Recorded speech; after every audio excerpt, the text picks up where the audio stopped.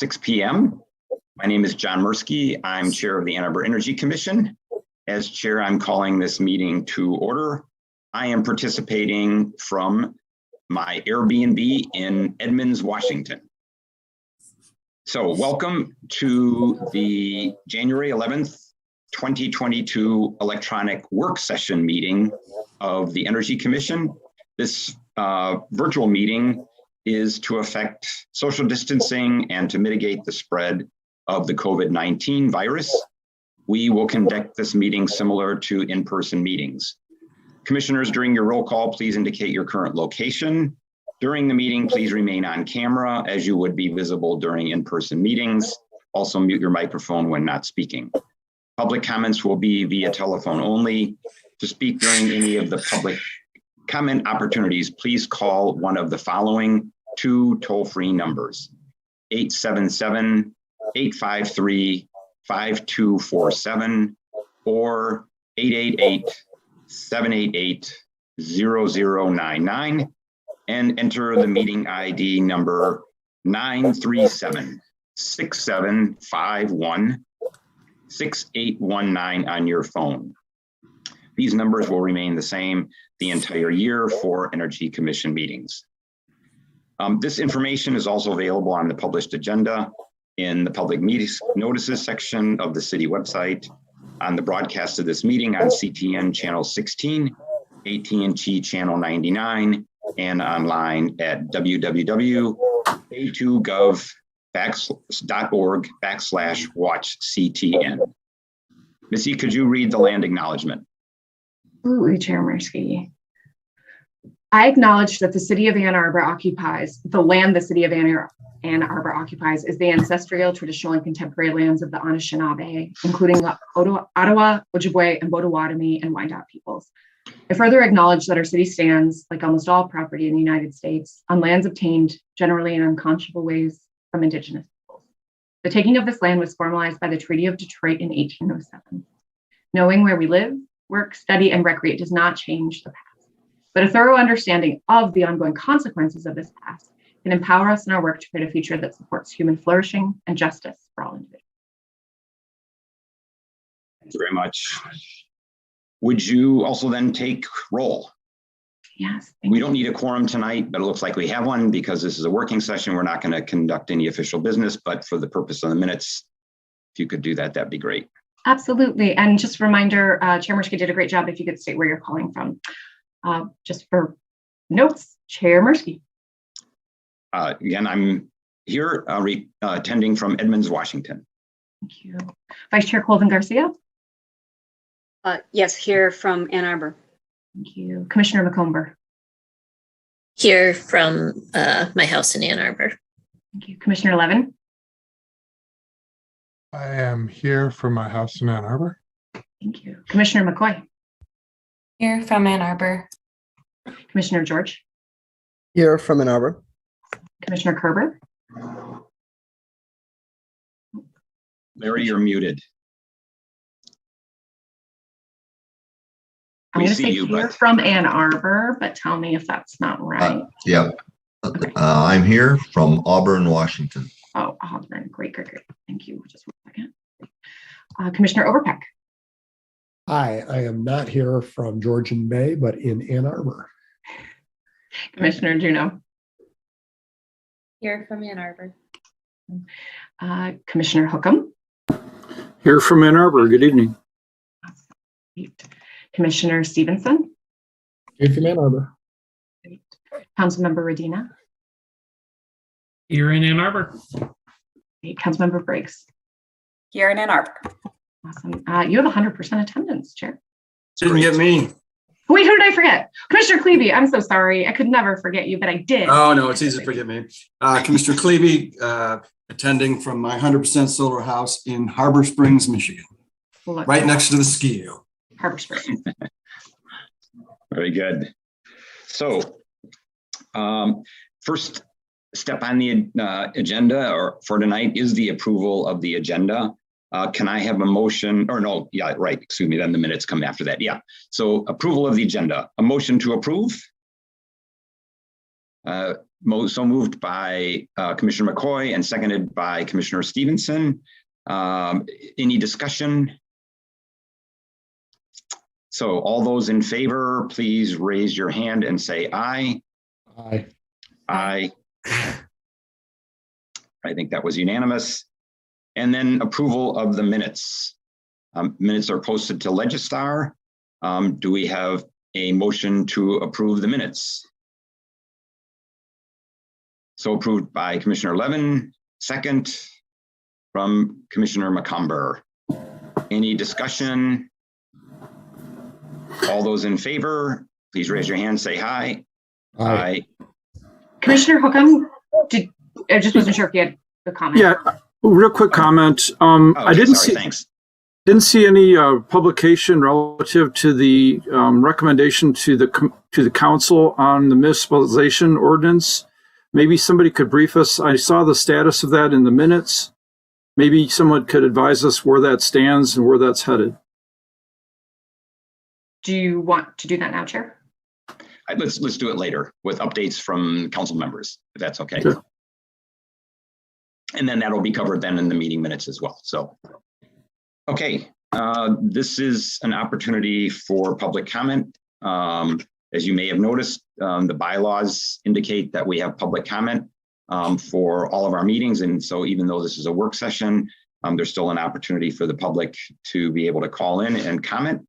And so this is an opportunity for persons to speak for up to 3 minutes. If you're watching on CTN, call again 888-788-0099 or 877-853-5247 and enter the meeting ID 937-6751-6819. This information is also displayed in the meeting agenda and the video feed. City staff will select callers that have raised their hand one by one using the last 3 digits of your phone number.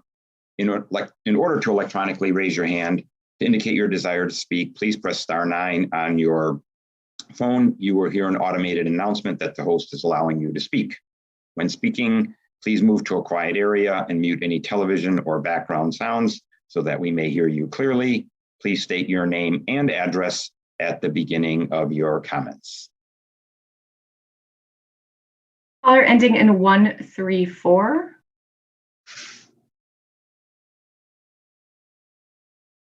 Thank you, Dr. Stoltz and Chair Mursky. This is Ken Garber, 28 Haverhill Court.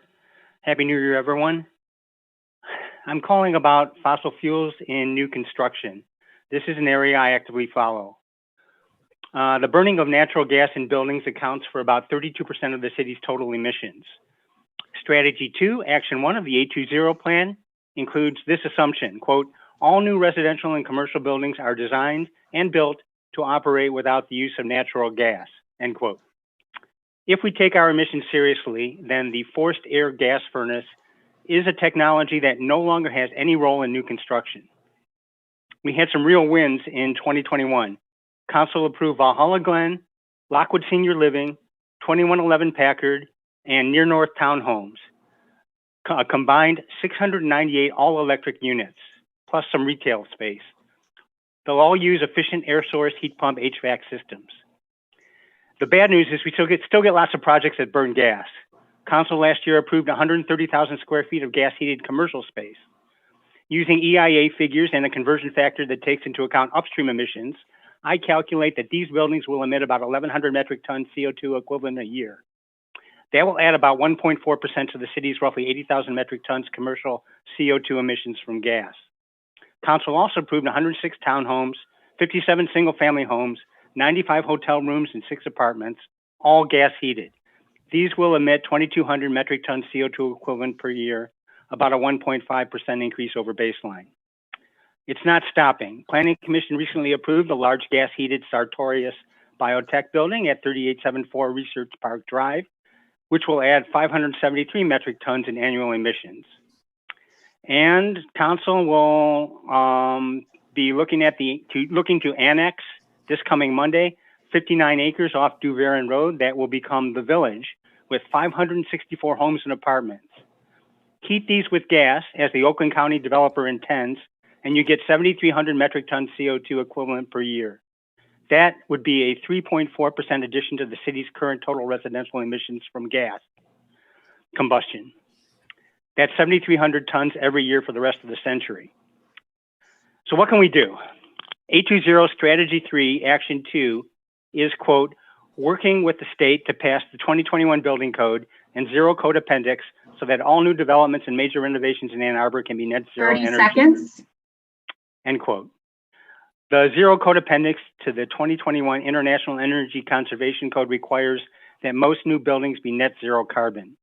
The state is revising its energy code this year for the first time since 2015. Architect Jan Culbertson of the 2030 District and environmental groups are pushing the zero code appendix, but the Realtors and Home Builders Associations and the State Chamber of Commerce are lined up against it. I will certainly comment at a future public hearing in Lansing, and I hope others do the same. Time. Thank you. And thank you.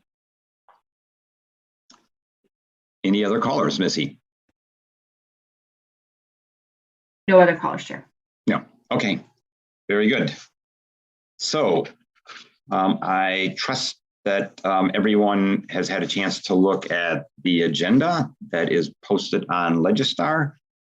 And what we thought we would do, by the way, I just wanted to make sure that everybody understood.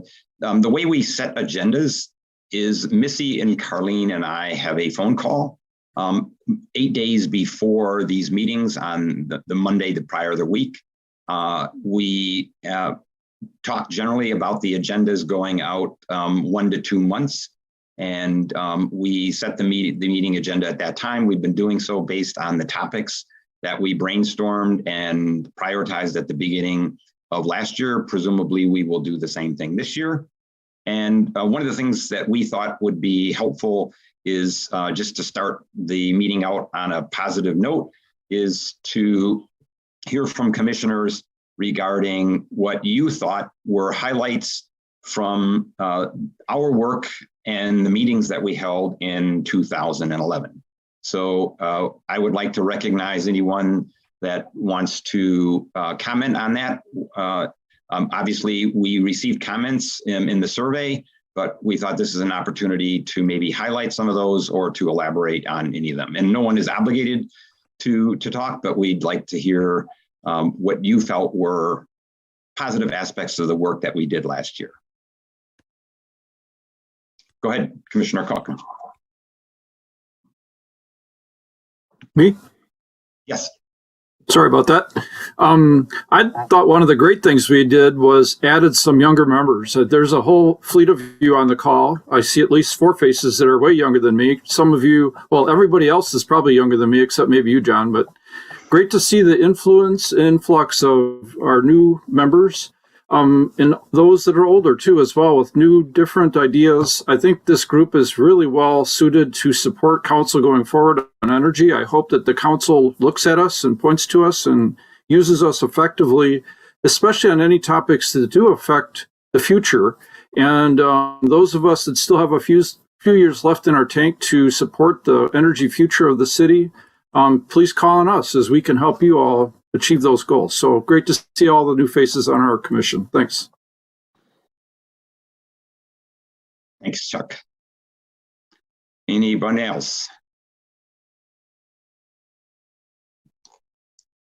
Carlene, sorry, I did miss you. Thanks, John. So one of the things that I really appreciated about what we did last year was educating all of us. The number of the presentations that we had were very, very informative, and they helped us to get onto the same page as far as our understanding of the different aspects of renewable energy and bringing and bringing us closer to our carbon neutrality goals. It was a very, very educational year last year, and I'd like to see that continue this year. Thanks, Carlene. Any other commissioners? While we're waiting for you to gather your thoughts, then I'll share mine. And this is really not all that original because it was something that many of us included in our survey responses. But one of the things that I thought was a highlight were the presentations and the discussions that we had about municipalization and CCA, and those spawned the idea of an SEU, or at least partly were responsible for doing that, and also generated a lot of discussions about various forms of municipalization, and that fed into the resolution that we passed recommending a feasibility study. And along with that resolution, we also advanced a couple of other resolutions and ordinances that ultimately passed council. And I think that we could be proud of that and hope that we're able to do that again in the coming year.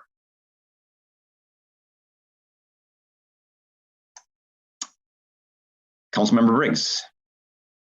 I concur with what everybody has already stated, and also just add that, in addition to educating ourselves and obviously us as council members, I think it's served an important role in terms of educating the community as well. I know that a lot of folks I've been sharing the presentations that happened here, and people have really appreciated having those as resources to dive into, because municipalization and SEU are complex subjects. And so that's been great. And there's been a number of initiatives that have kind of moved on to council for over the past year that great, serving Energy Commission is serving its role as a strong advisory council. Thank you. Commissioner Overbeck, Commissioner Beck. Yes, hi everybody again. Today we had a meeting of the Governor's Climate Solutions Council, and it dawned on me where we first saw the first glimpses of the report that we made public on Friday and delivered to the governor. And it dawned on me at that we didn't do something that was important.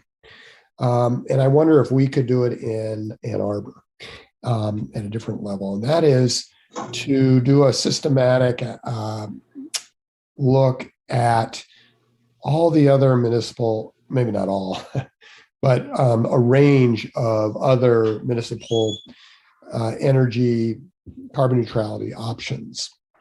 And in doing so, it would educate us, certainly educate me, and I apologize, I'm behind the 8 ball perhaps, but we would understand what others are doing. It would also allow us to understand maybe how we fit in.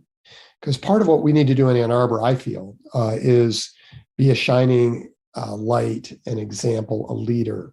And that's the same thing I really was hoping from our state effort, just as I was hoping we'd get there from the University of Michigan. I think the University of Michigan plan was indeed a leader's, we're in a leadership role if we had implemented. And the other thing that came out today that it was interesting was Sam Stopler, a colleague of mine at SEAS, who's also on the council. He's an environmental economist.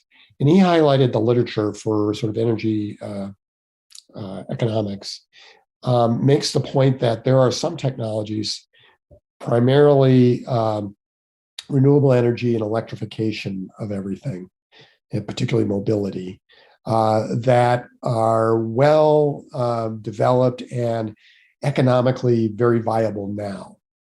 Whereas there are other types of mitigation strategies that are still not at that point of being deployable at what will likely be the least cost. In other words, we're not going to wait forever for the cost to go to zero or something. But there are some things that are economically make more sense now, and other things that make economically make more sense later. And it would be interesting to apply that analysis to all the different things that we could do here in Ann Arbor. And part of the reason I'm saying all this is not only do we want to be a leader, and maybe that's going to help propel the state, but we really want to. I think everyone here views what we're doing in Ann Arbor as a way to develop scalable ideas that then can be adopted more easily by other communities, large and small. And it would be interesting for us in this sort of, by putting the economic lens on there, that would also help there. Because there are things that Ann Arbor can do that some of our less affluent communities in Michigan, will never be able to do.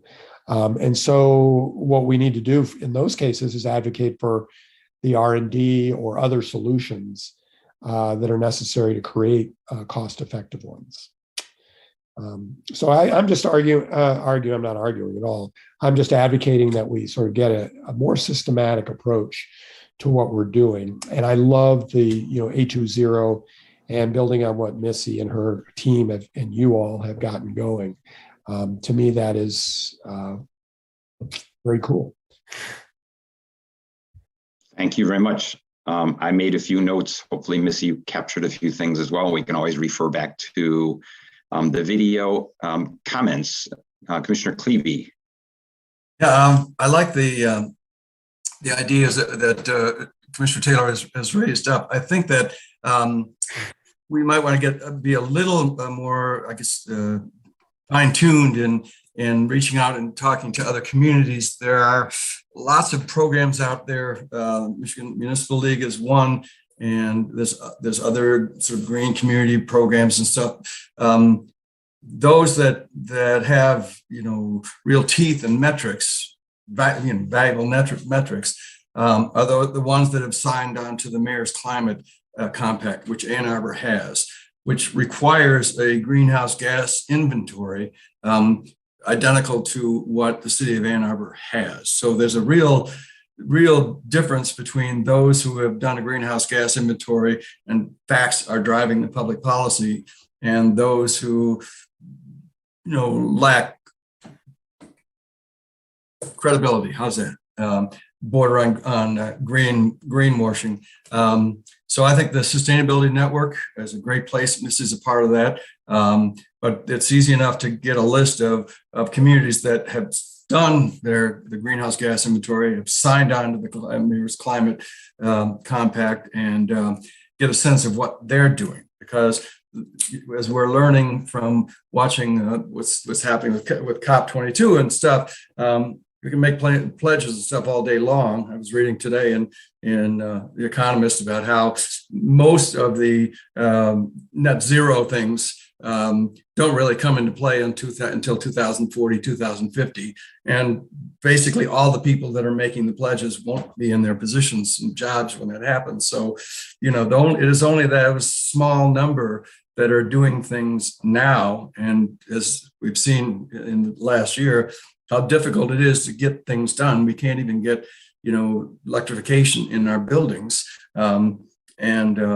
It's going to be an uphill struggle. So I would strongly suggest that we, take the top 5 and look to Missy to help us identify those and see, are there lessons learned from those groups, maybe get presentations, maybe even see if it makes sense to start a top 5 group of some sort, special group, and see if we can highlight the successes that are happening. I think Ann Arbor would be at the top of the list because we're actually trying to do the hard work. But I'm tired of listening to people come up and talk about what they're going to do in 2050, including DTE energy. I think those days are over. Let's get down and listen to people that are actually doing it, find out how they managed to get it done. So really quick, I totally agree with you. That was something we brought up. I brought up at the state meeting today too, is that we have some nearer term goals specified in the report that will go to the governor, but not nearly enough, and I think it just is ridiculous to go with even 2035 or 2045.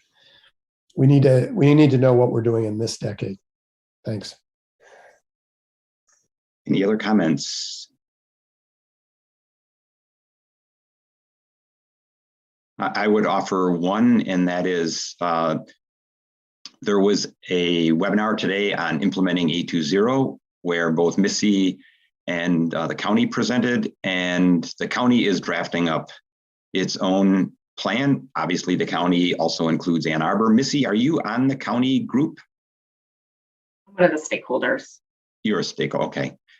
Because Peck, your first suggestion was maybe something that could be done in the context of what the county is doing, and the commission and OSI and others could potentially play a role in that.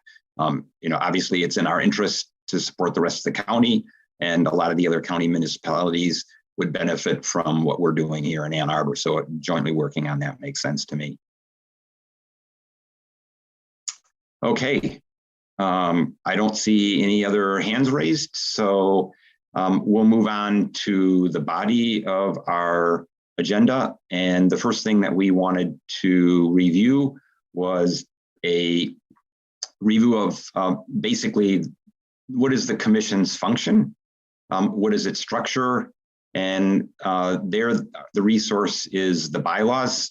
Hopefully all of you took a glance at the bylaws when we first joined the commission, and in the orientation that we've done at least the last couple of years.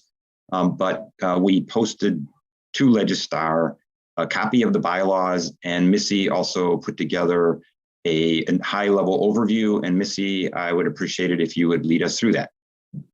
Yeah, happy to. Thanks, Chair. Just bear with me for a second when I pull that up.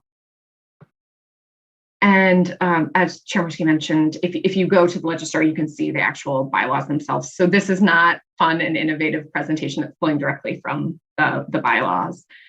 So to start this, I was thinking about this earlier coming into the meeting, and I thought it might be useful just to kind of frame the conversation and say, for some of you, this is going to be just refresher, right? Like this, you've looked at this, this is what you signed on for. For some, it actually might feel restrictive.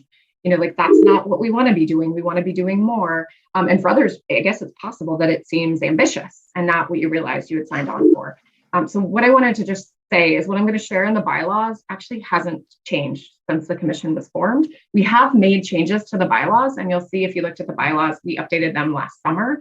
Well, that's when it finally got through council. And really what changed, what changed was the purview of what the commission was really focusing on. So it expanded because the world has expanded since the commission was formed, and we added youth representation. But the core things I'm about to share haven't actually changed. So I just wanted to name that as we go in. So way too many words, we always know this is true, but here's verbatim from the bylaws, just sections that I kind of pulled out if you haven't had a chance to review it. So the Energy Commission is an advisory body to City Council. We talk about that a lot. The commission's purpose is to advise City Council and the city administrator on energy production and use. So the Energy Commission as a body can, and this is specifically in the bylaws, we did make edits to this last year, propose, evaluate, recommend, and respond to energy policies and practices that affect the city or its residents. And again, it's proposing, evaluating, recommending, responding to council or to the city administrator. Recommend ways to engage the public on energy matters and encourage public action to further city energy goals. So, recommending pathways to do the engagement. Review and advise on the Ann Arbor Climate Action Plan and the Sustainability Framework. There's an asterisk here. We updated it to include A20 since that's really the guiding plan. So don't read that to be specific. It's the plans that guide carbon neutrality. And advise on the appropriate allocation of city resources to achieve energy efficiency, renewable energy, clean energy, and other city energy goals. So this is what explicitly is called out in terms of kind of the purpose of the body. And you'll see keywords: propose, recommend, review, advise. Other things. Before you leave that page, I have a question. Yeah. And I think maybe it will help set or reset expectations and thoughts. There is no mention here of the commission advising any departments, including OSI. We are exclusively doing all these things in the context of advising city council and the city administrator. Do you care to comment on that, or does anybody else care to comment on that? I think I would tee up our council members too, but say my boss is the city administrator. And so to the extent that you're working with staff, you're really, I am in the city administrator's office, for example. And so OSI, I see a direct connection there, but I might talk more about the process, how that happens for the bylaws in a minute. So I don't think that excludes it, but I do think the keywords that I sort of come back to, and for those who don't know, I was an environmental commissioner before I joined the city, was really the kind of leading verbs for the framing. Councilmember Dino. Yeah, and I would just say also, I mean, this language is consistent with even what council uses when we direct staff on things or request things from staff. We always request them of the city administrator, because then it is his role to delegate that out to individual staff or offices. Thank you. Great question. Thank you so much. And then I don't know if you find this as interesting, but as I was reading through and acknowledging this kind of gets to process, there were things in the bylaws that I sort of wanted to elucidate and offer. Maybe they're interesting, maybe they're not. But things like annual disclosures are actually a requirement. And to be honest, I'm not sure that we do them as regularly as we should. So I'll be fixing that. So these are conflicts of interest that may exist. That's a separate one, but it's who are you affiliated with, right? So that we know what we're bringing and we can address any conflicts and also leverage the expertise that you have kind of behind you. The chair, I know in the survey we asked about this, the chair's role is to make sure that meetings are conducted in an efficient and respectful manner. Good job there. That the commission can hold non-voting working meetings to carry on the work of the commission, right? So we could work through it, but we can't vote. We do that through working groups often. All meetings, this is one that I saw in the public comment, and I recognize many of you would like to change this, but we cannot. All meetings of the commission are open to the public and have to be conducted in accordance with the Michigan Open Meetings Act. This is not a change the city can make.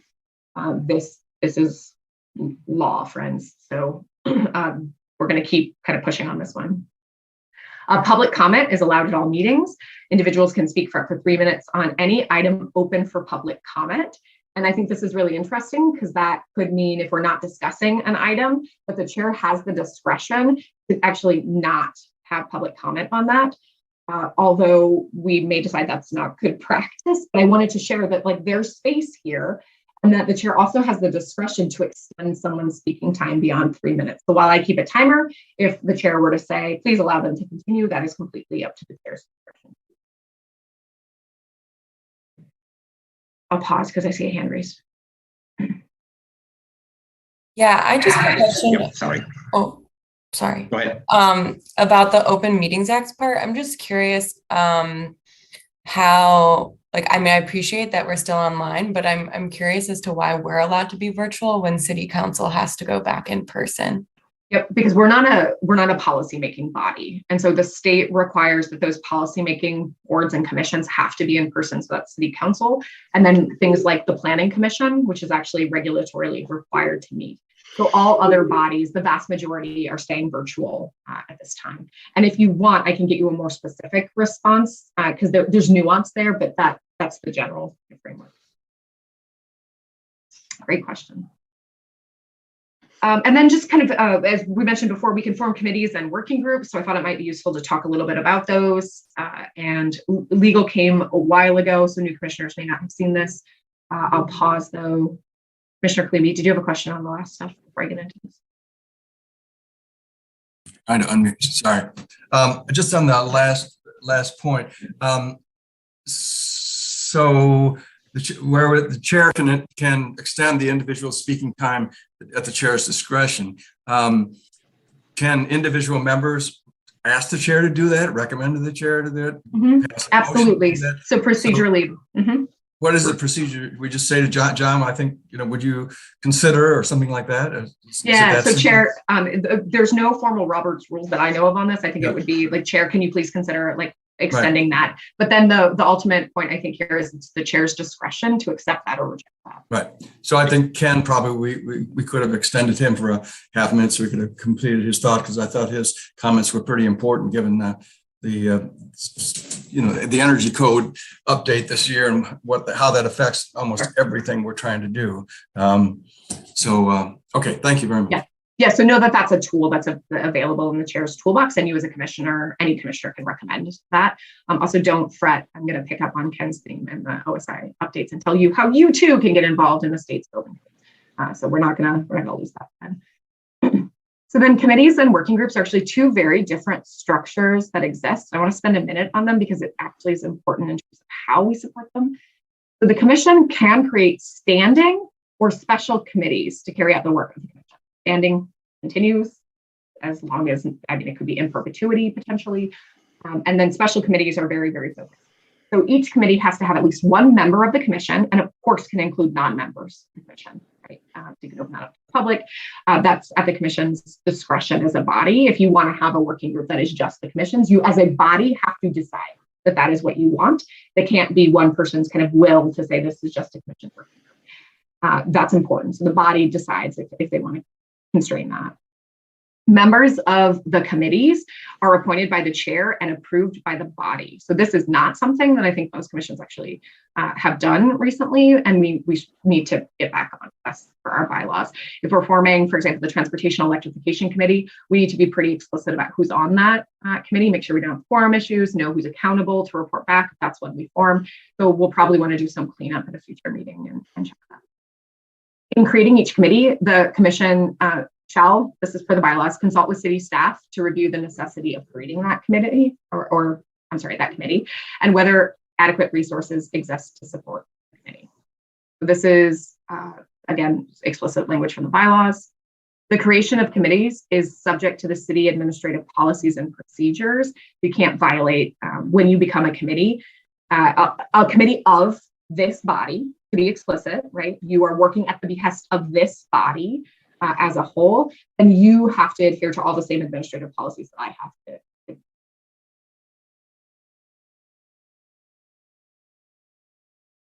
Missy, could you cover the next page about working groups and then may come open back the discussion on the two together?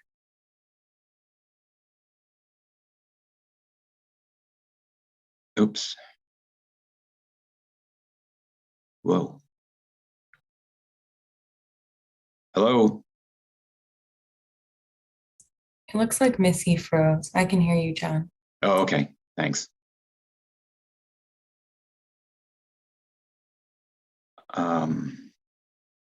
Yeah, she did. I will text her so she knows. Thank you.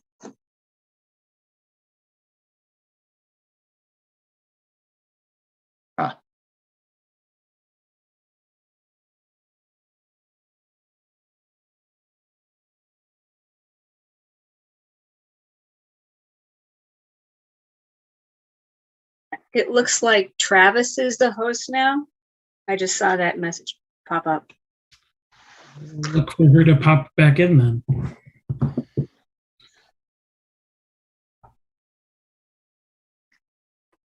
Travis, are you able to control the meeting then and pull up on Legistar what Missy was presenting? I'm going to guess that she's going to jump back in a second. Yeah, she said working to get back in now. Okay. So while we're waiting for her, one of the things that I wanted to mention is we have a shared Google Drive. The Energy Commission has had one for several years. We've used it and referred to it in some of the orientation sessions. We've been talking about a shared point drive, but we don't have one. Missy, are you able to hear me now? I am. I'm sorry. I'm going to assume right. that was technology allowing me to eat a bite of my dinner. Yeah. Yeah. Can you just share where I left off really quickly? So the last thing that we heard was basically the slide related to committees. You had yet to talk about working groups. And I just brought up the point about materials being posted on a SharePoint drive and that we don't have a SharePoint drive. We do have a shared Google folder. And I think the intent was always to move that to SharePoint. But we've been talking about doing that for roughly a year and a half. So maybe you come back and cover the SharePoint issue after you talk about working groups and we talk about the distinction between working groups and commission, because I think actually the transportation electrification group is actually a working group. It is not a special committee. Okay, and we'll talk about that too in just a second. So great, come back to SharePoint. I assume then you heard the administrative policies that once you become a committee member and work as part of the board, you have to adhere to the same administrative policies and procedures that I have to administer or adhere to. Yep. So jumping on then per Chair Mirsky, the committee needs to have very clearly defined tasks, preferably in writing, and except for standing committees, should have a specific time frame in which to perform their tasks. So these aren't in perpetuity. The idea is to create a work plan, be accountable to each other in the committee, but also to the body itself, of which you're kind of doing that work. They're very clearly, this is from the bylaws, limited to performing the tasks delegated to them by the commission. So when you form a committee, you're giving it a call to purpose, and that's the purpose of the group. And the group should not move that work forward. For example, if they were to identify a new policy, not to go to the city and start moving and advocating for that policy, it is to bring it back to the body for consideration, because you are a working group of this body. And say you're responsible for adhering to administrative policies and procedures. Nothing will scare you in that space. The commission can also create working groups or designate certain members to perform research or recommendations on a very narrow kind of specific topic. These are really, really specific time-bound kind of asks that the group may form. A working group does not have the same requirements in terms of Public Meetings Act as a committee would. A working group might be 2 people who are researching on their own time, maybe coming up with some general recommendations and coming back to the group. So there's nuance here, but it's an important distinction. And then to kind of close out, just some expectations. This is per the clerk's office. So this is not in bylaws. You all do this. I just want to name them. That the role of all of the commission members, regardless of if you're in a committee or sitting on this body right now, is our objective is we should be acting courteously towards each other. Of course, we're going to have disagreements on policy, but the idea is let's remain civil and focus on the issues rather than our personal differences, right? So it's kind of centering those issues.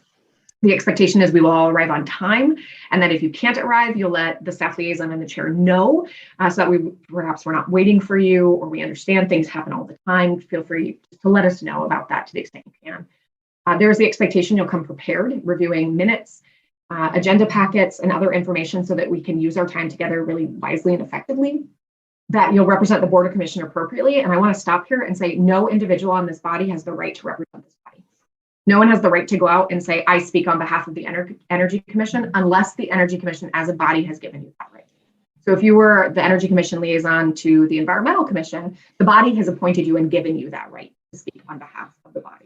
But you as an individual, unless the body has given you that explicit right, you do not have the right to go out and say, I speak on behalf of the Energy Commission and I'm here to talk to you about how we get cheaper food in Ann Arbor Public Schools. It's a horrible example, but point being. So you are a commissioner, and that's important to kind of distinguish where you can speak on behalf of you as a resident versus the body has to give you the right to speak on behalf of the body. And be really careful, because people are going to perceive you as someone who can speak on behalf of the city or this board or commission because they know that you're on that. So it's really important in conversations not to leave that vague, but to be very explicit when you are representing the commission, because that has been appointed, versus when you're talking in your personal capacity. But I also have to do this very, very frequently. And that's what I have. So I'll stop there.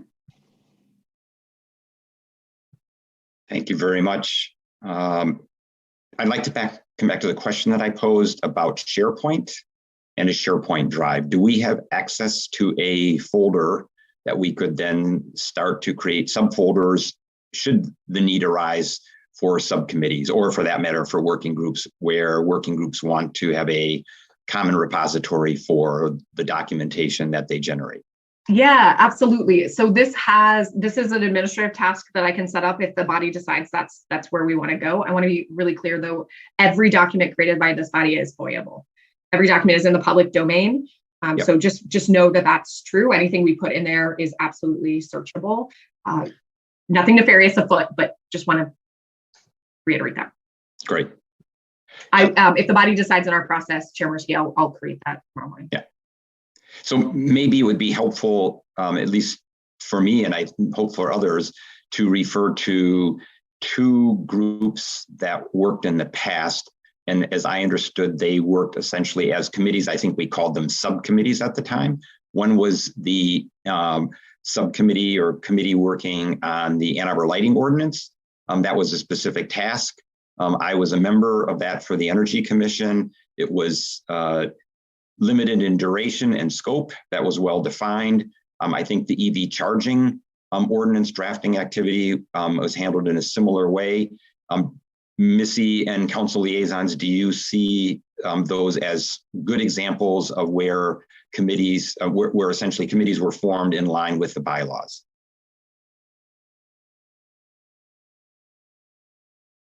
Councilmember Briggs.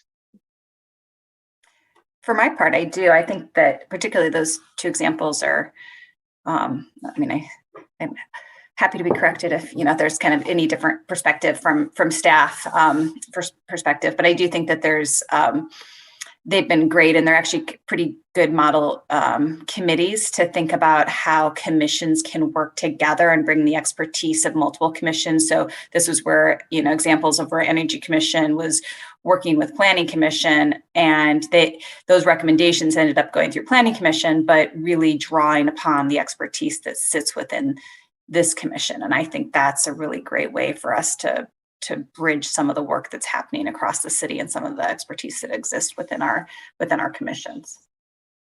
Thank you. Missy. Yeah, I agree with that. And I want to caveat that I don't know all of the details about some of this predates my sitting on as staff liaison. So it's hard for me to answer specifically, but my assumption of what I know is yes, they're really good examples.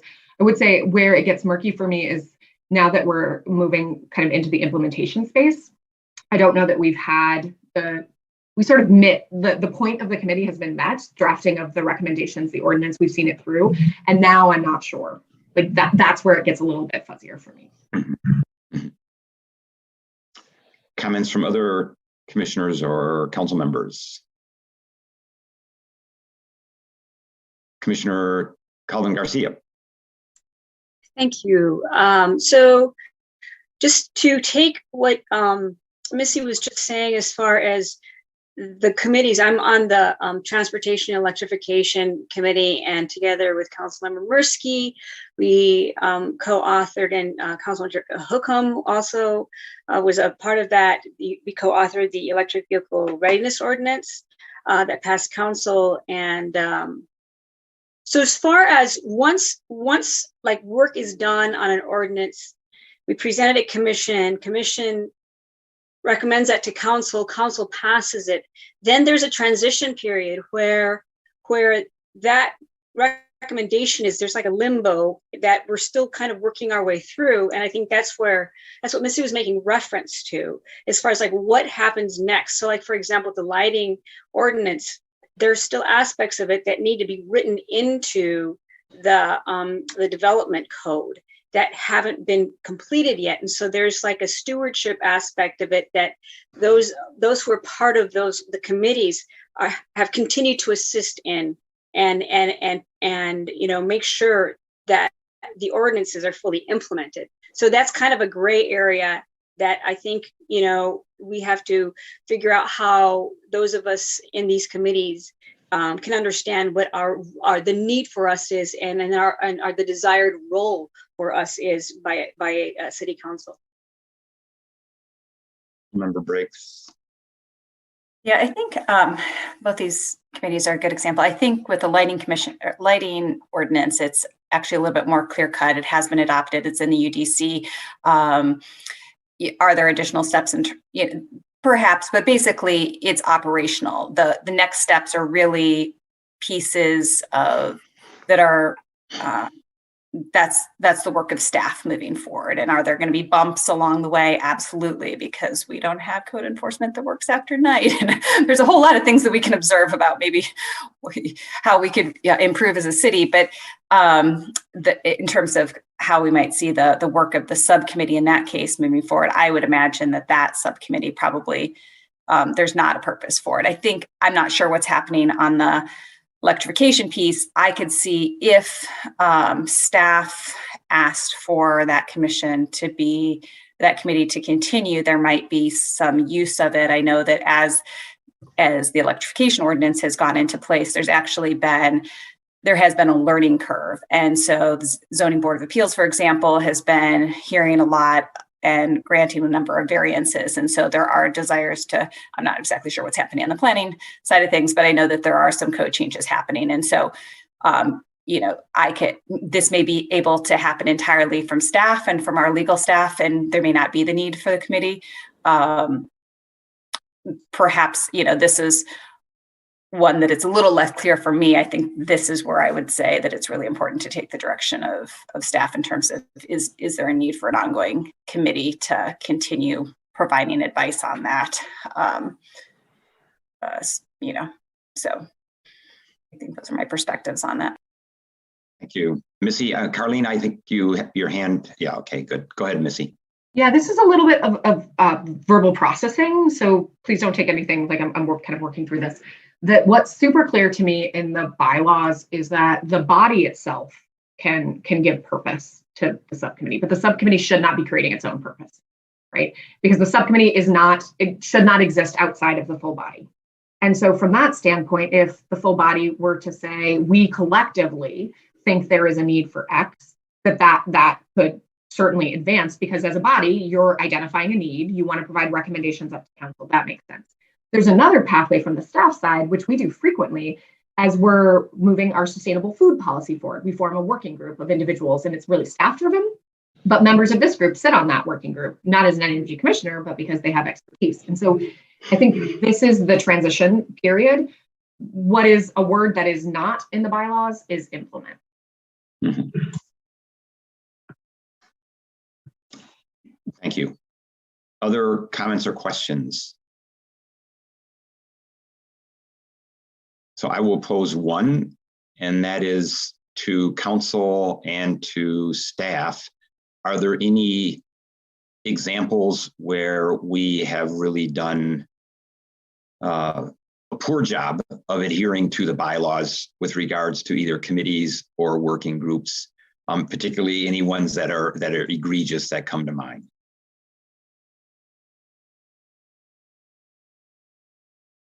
Okay, I will take silence as golden in that case, but I think this discussion was worthwhile, and I would like to add one note, and that's in response to a comment in the survey.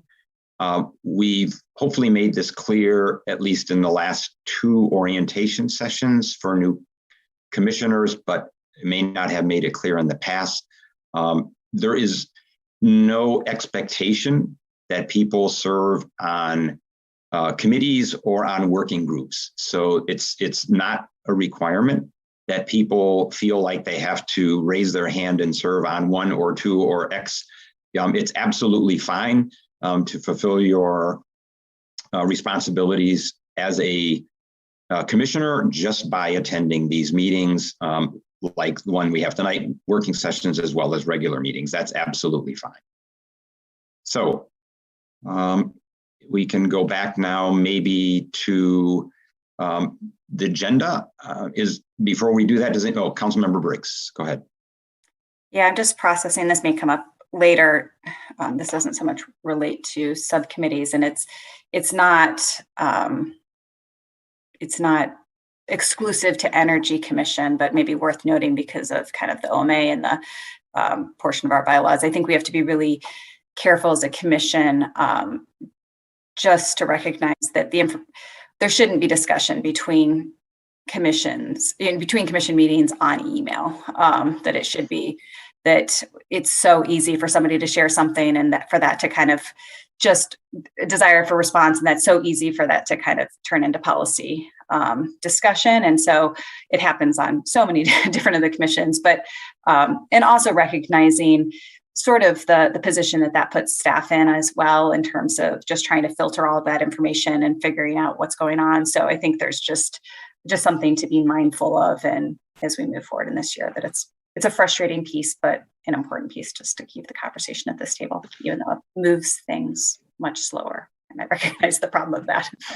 And I forgot to mention, I think you all I hope you know this, your emails are FOIA-able too, like doing commission business. So if you did not know that, please know that. Yep. So thank you of those reminders. Councilmember Adina has also chimed in when we've gone outside the guardrail. So I appreciate everybody reminding all of us to stay within those guidelines. So now we want to really get into the meat of the discussion. And I'm targeting also that we try to get done close to 8 o'clock. And what we wanted to talk about were our 2022 priorities and what we hope primed the pump was the survey, for you simply to think about in responding to it. The questions that were posed, how effective was the commission last year? What are some of the topics and things that we wanted to do in 2022? Hopefully that and the feedback that I summarized and provided to everyone has, as I implied, given you pause to think about what we want to discuss in the next roughly hour. And what we wanted to do is first start out, because we are advising City Council, is to hear from our council liaisons if they have any particular priorities that they would like to have us consider as we go into this discussion. And then we will turn it over to Missy to do the same, and then open things up with survey responses and talking about those.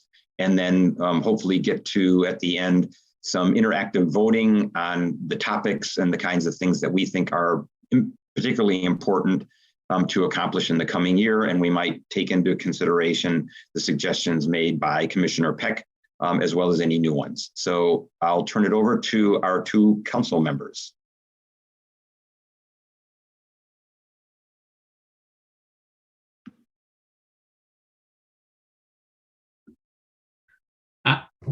I don't know that I necessarily have anything off the top of my head. I think, often things might come up at council where we would think, oh, this is something we would like Energy Commission to weigh in on. And so I think those might come in more on a rolling basis. And I think to the extent that we'll just make sure that we maintain communication with you, Chair Mirsky, and to the extent, I don't know that it always necessarily requires a formal resolution of council. Sometimes it's something, depending on how it comes to council, it might be something that can initiate here. And so as those things come up, I think we'll just continue to communicate with you throughout, since you're setting the agenda. And then obviously, I think some of the work that is yet to come on some of the things that OSI is doing, I think as they see fit for advice as well, I think they'll include you, but I think Missy can probably speak more to that. Makes sense to me. Anything to add to that, Councilmember Briggs? Well, I think based on the resolution that was passed at the last meeting, I think that as we get information back on that, we may, there may be pieces that, we'll have to see what information comes back. There may be a need to wrestle with some of those pieces and provide some recommendations from Energy Commission. We'll just have to kind of see what comes next in that phase. I can imagine if our community passes a sustainability millage, and this would be towards the end of the year. So maybe this is less of a 2022, more of a 2023. So I'm nothing in particular is at the top of my head right now. I'm glad you brought up the sustainability millage, as I made as an editorial comment in the survey response feedback. That did not come up from any of the commissioners. And that's potentially something that we may at some point want to have some presentations on in our commission meetings. So that's just something we can take going forward. Missy, I'd like to turn things over to you. And I think you also have a document prepared that you may want to show to us at this time as well. Is that correct?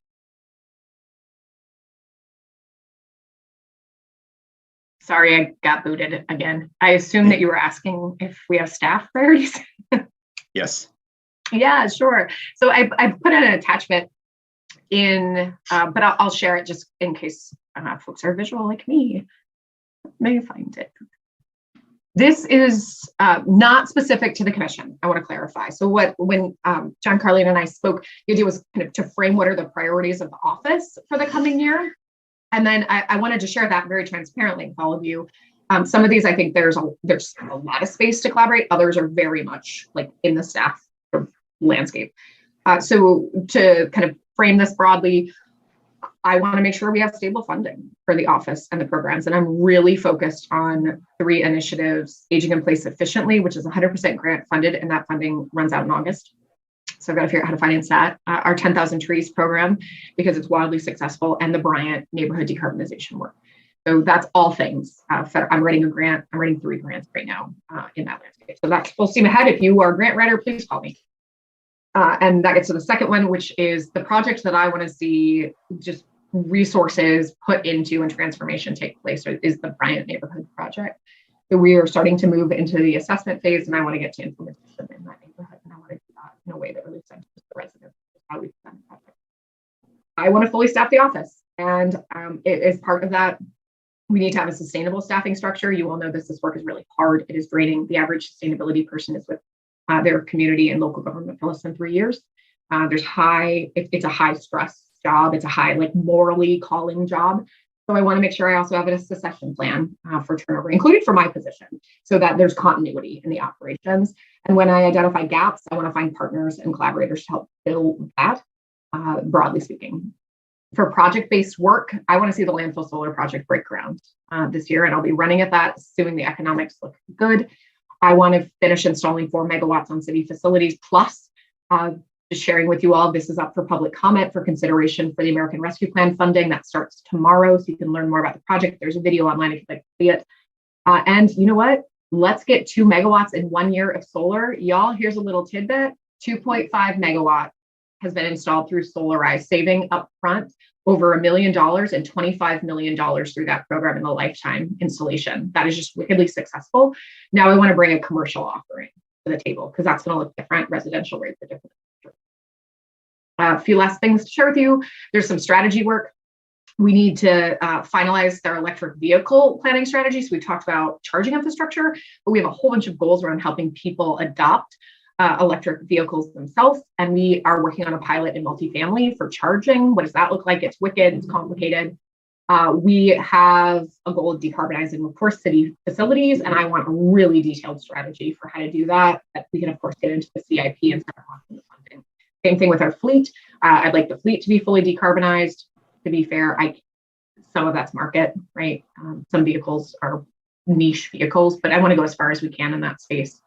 I want the green rental housing policy and the home energy rating disclosure policies adopted this year. And I'd like to be moving into, this isn't a universe in which I can do this all myself. Or the office can do it. So I want to acknowledge, this is not necessarily true. There's a lot of policy. We got to work with council, but these are the goals of the office. We want a go-no-go decision on the SEU. And if it's a go, setting up the solid foundation to be able to move that forward. Stronger partnerships with Ann Arbor Public Schools, Washington County, and the RIDE, because they're really key stakeholders in moving this forward. You just heard about the county's work. I want to make sure that at least 20% of the public knows about and is engaging in some way, shape, or form at AT0. And I really want to center frontline, fence line populations and communities of color in that, and have higher percentages of engagement with those constituencies. I also want all city departments to be working on sustainability. Our first few years of existence was really making sure they knew we existed and we're there to help them. But now I want to get to a point where the work that they do integrate sustainability values without having us have to be at the table all the time. So I want to kind of do a culture shift and really institutionalize this in operations. And then I want to keep growing the A20 Collaborators Network, which this is a lie. As of today, we are at 103 organizations and growing. So I want to not just grow that, but I want to deepen that in the collaboration, because we have such potential with those collaborators to go further faster. So those are some of the priorities. And then don't worry, everything in A20 too is still a priority for the office.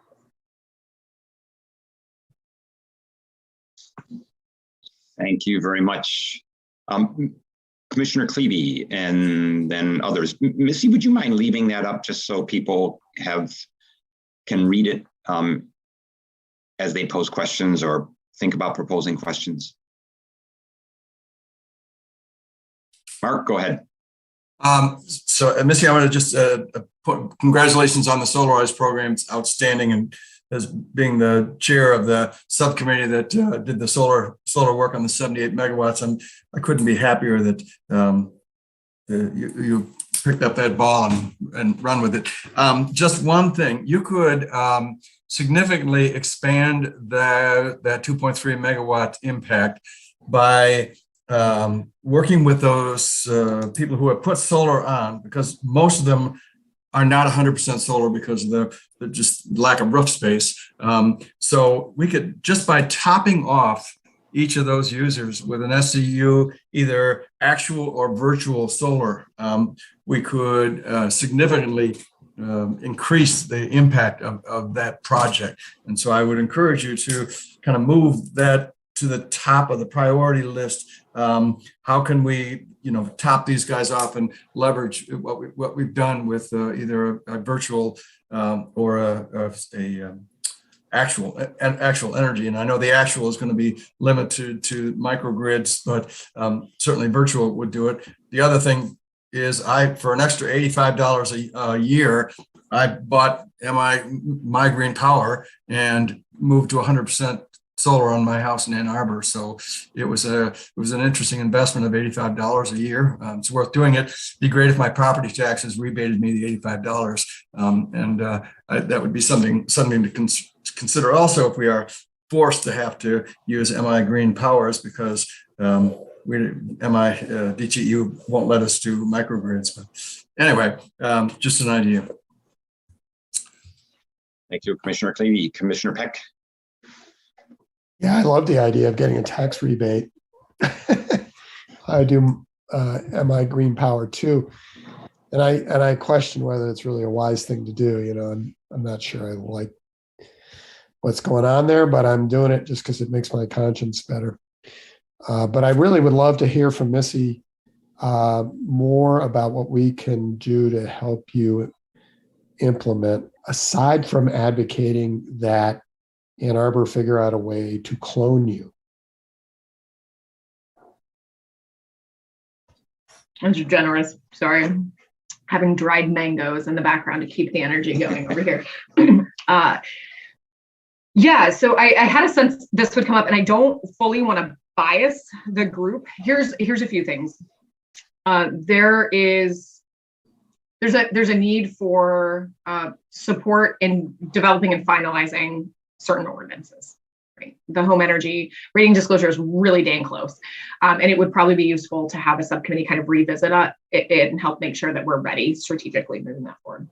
The green rental efficiency work is another space that would be great to have someone kind of with us. We have a landlord and a tenant committee that's been forming that through that process, but it would be nice to have, the body appoint one person to sit on that committee and kind of help bring that over, so we have the Energy Commission's kind of voice in that landscape.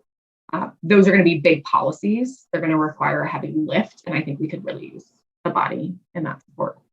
The multifamily EV charging is another one, and I think we could, this is the distinction, and I'm sorry that I'm rambling, because there's a difference between what I see as the work and where I would pull in kind of a working group to help us, or kind of bring commission liaisons, and what the body would do. As a whole, the body, I think it's really the resolution, the kind of resolution space, the helping of moving things in front of council to say, we as a body endorse this. We as a body think this is what should happen. That's kind of the body as a whole where we need a lot of work. Building codes is one. We should be talking about that. And I'll tell you in our updates what we're doing. I think a recommendation from this body on how council could get involved in the building code work would be really powerful. So there's this distinction between the body and then where we could take deputies kind of from the body to help support some of the work. Is that a helpful distinction? No?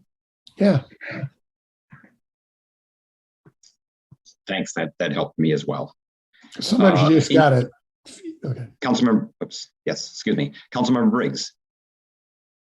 I just wanted to weigh in on that last point. And I think sometimes it can feel like, I don't know, if an ordinance gets brought in front of this commission, and you're reviewing it and you don't necessarily see big changes that need to be made, or, that's somehow not meaningful work, but it actually really is meaningful work. I mean, it's pretty impactful to have something come, I think from my perspective, sitting on council, it's impactful to have something come through, be reviewed by kind of an advisory body that's outside of staff, and have that come through and say, no, this feels solid, because you're coming as a body, as a lens, being able to come through and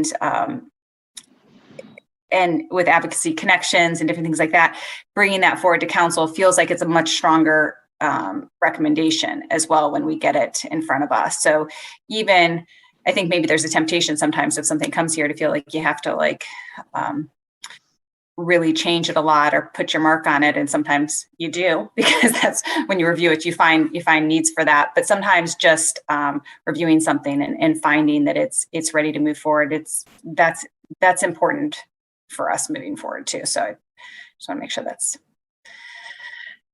that's clear.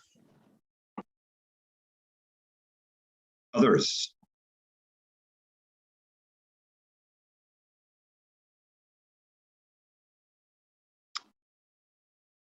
I guess not.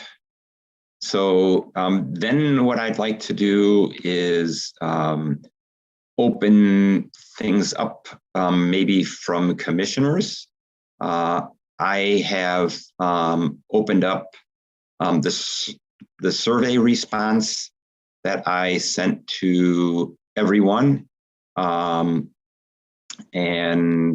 I can read from that, or I can simply hear from those of us that are, well, essentially we have the entire commission attending. So I'd like to hear from you what you see as what you felt was key feedback from the survey and relates to our priorities for the coming year.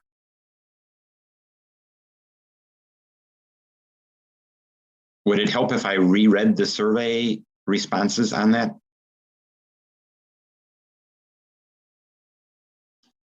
I'm not getting any feedback. Yes, Commissioner Peck. I think I'm going to stall here in case anyone hasn't read it already so they can read it, because I think that'd be a more effective thing.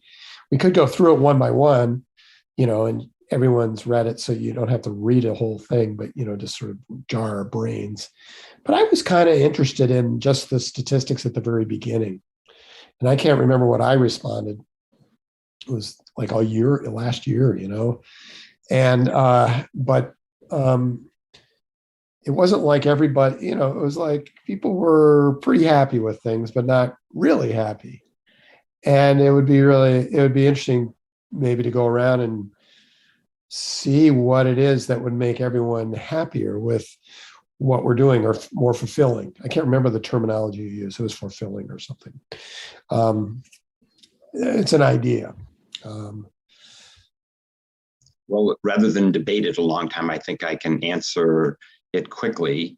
So we had 3 questions, and they're all on a scale of 1 to 10. How effective do you think the Energy Commission has been in fulfilling its role? How effective do you think the Energy Commission has been in contributing to significant A20 carbon neutrality outcomes? And how rewarding has your time been on the Commission the past year? The first 2 questions were somewhat similar, so it's not surprising the average rating was the same, 6.16. And as far as being rewarding, it was 5.83. And the ranges were similar.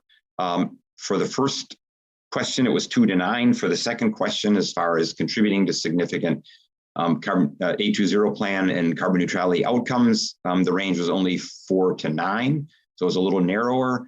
And in terms of how rewarding, it was viewed as the responses ranged from 1 to 8. So that is what the responses were. I don't know if I'll put it this way, does anybody want to comment on any of those, and how we could be more effective in our work to support OSI, to support council, to support city administrator, implementation of the plan, et cetera? I mean, basically, we're setting ourselves up similarly to last year. Last year, we brainstormed a lot of topics. We prioritized those topics, and we presented those in meetings.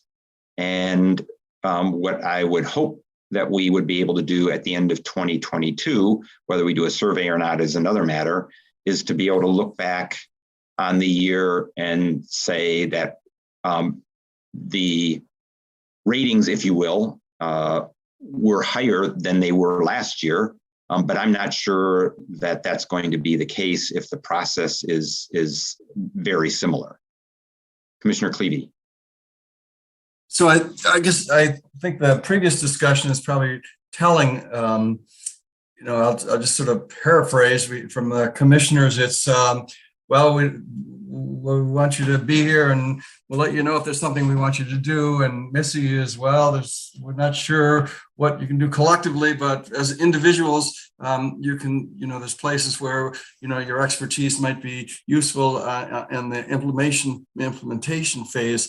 I think one of the biggest strengths we have, and I think it was very clear in the last year, was that we can highlight an issue in front of the voters and in front of the public and in front of constituencies and thoroughly explore that. So I think there's three things that I would like to see us thoroughly explore and use that as a way to say, let's look to see what we should get involved in. I think there's three of those. One is getting the SEU done, getting it implemented, getting the ordinance passed, and getting it moving. Second is the sustainability millage. I think we should have at least one, if not two, major briefings on that. So, and invite the public to see it. And the other one is this energy code update. It has the ability to impact everything we're doing. I was at the energy office when the building code that was to be adopted was locked up for 5 years by the Michigan Builders Association, who stopped implementation on the day that it was supposed to be implemented and locked it in court for 5 years. And the last day when it finally the judge was going to get a ruling, they dropped the suit. So, building codes, they're not just some interesting thing, they're critically important. So I would say the vast majority of people in Ann Arbor have no idea there's going to be a building code update or what it means. But I can tell you that everybody who's against it knows what it means. So I think that one of our greatest strengths and greatest success was showcasing and having really smart people come in and talk about facts. And, that gives us something we can do to impact, everything that we're trying to do. Otherwise, I think I'm at a loss to say, wait till the commission asks us about something to review an ordinance or this or that, or, the progress that Missy's got. She sees there's a place for some of us to plug in and do some meaningful things. We can do that as Energy Commission members, or we could all quit and be part of the process and probably be more effective doing that anyway. So I guess I would just say, I think that strength we have. I think if we deploy it effectively, we can make a really big impact. And I think that was probably one of the biggest impacts we made this year, was doing just like that. And I think Councilperson Briggs probably agrees with it, that's something that's really important. We can do that.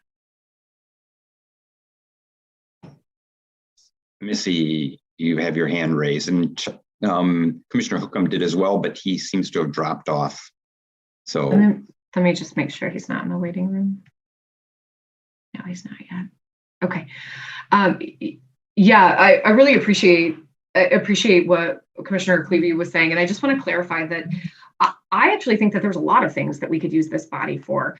I want to sort of name that. I saw tension in the survey responses that I'm struggling with in terms of what I sort of share with you. And for those who didn't know, I used to be a PAC commissioner, and our role on PAC was really to support staff. And so we didn't always drive the agendas. Staff helped us kind of craft the agendas, and we provided guidance to them on issues that they were advancing. And so if I take that, what I could really love, and you don't have to do this, but here's an offer. What I could use help from, and all of us I could, is we need your review on things. We need your input. We need you to help us make things better. And so we have a lot of content that we can bring forward. And then we need your blessing on it. As Councilmember Briggs was saying, if this is a good policy and this body likes it, having a resolution of support actually carries a lot of weight. And so from the staff side, we could curate presentations and updates, get your feedback on the work we're doing in Bryant, the herd ordinance.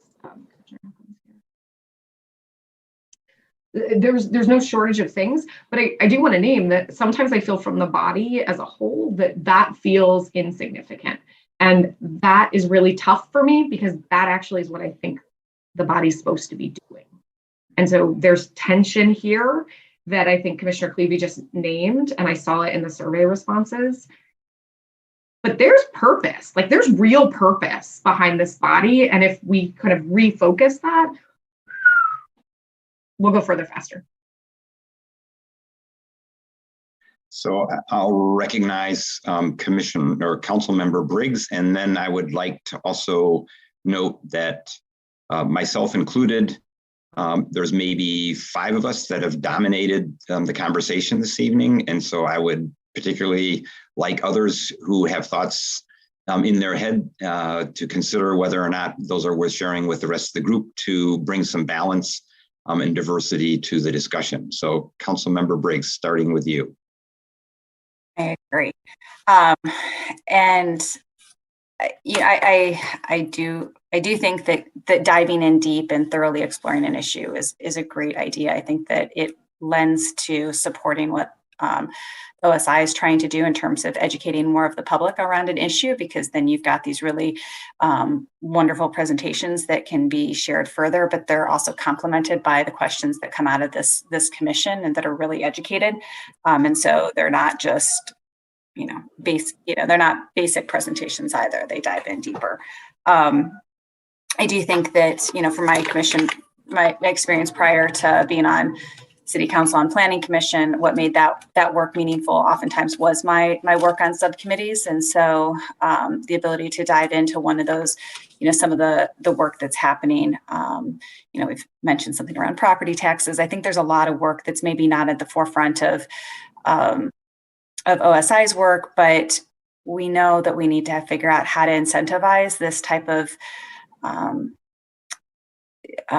actions across the city. And so the more that we dive into different areas or, work collaboratively with like Planning Commission or Transportation Commission or things like that, I think they're really meaningful projects that can be moved forward. And again, those recommendations that come from ordinances are impactful. Thank you.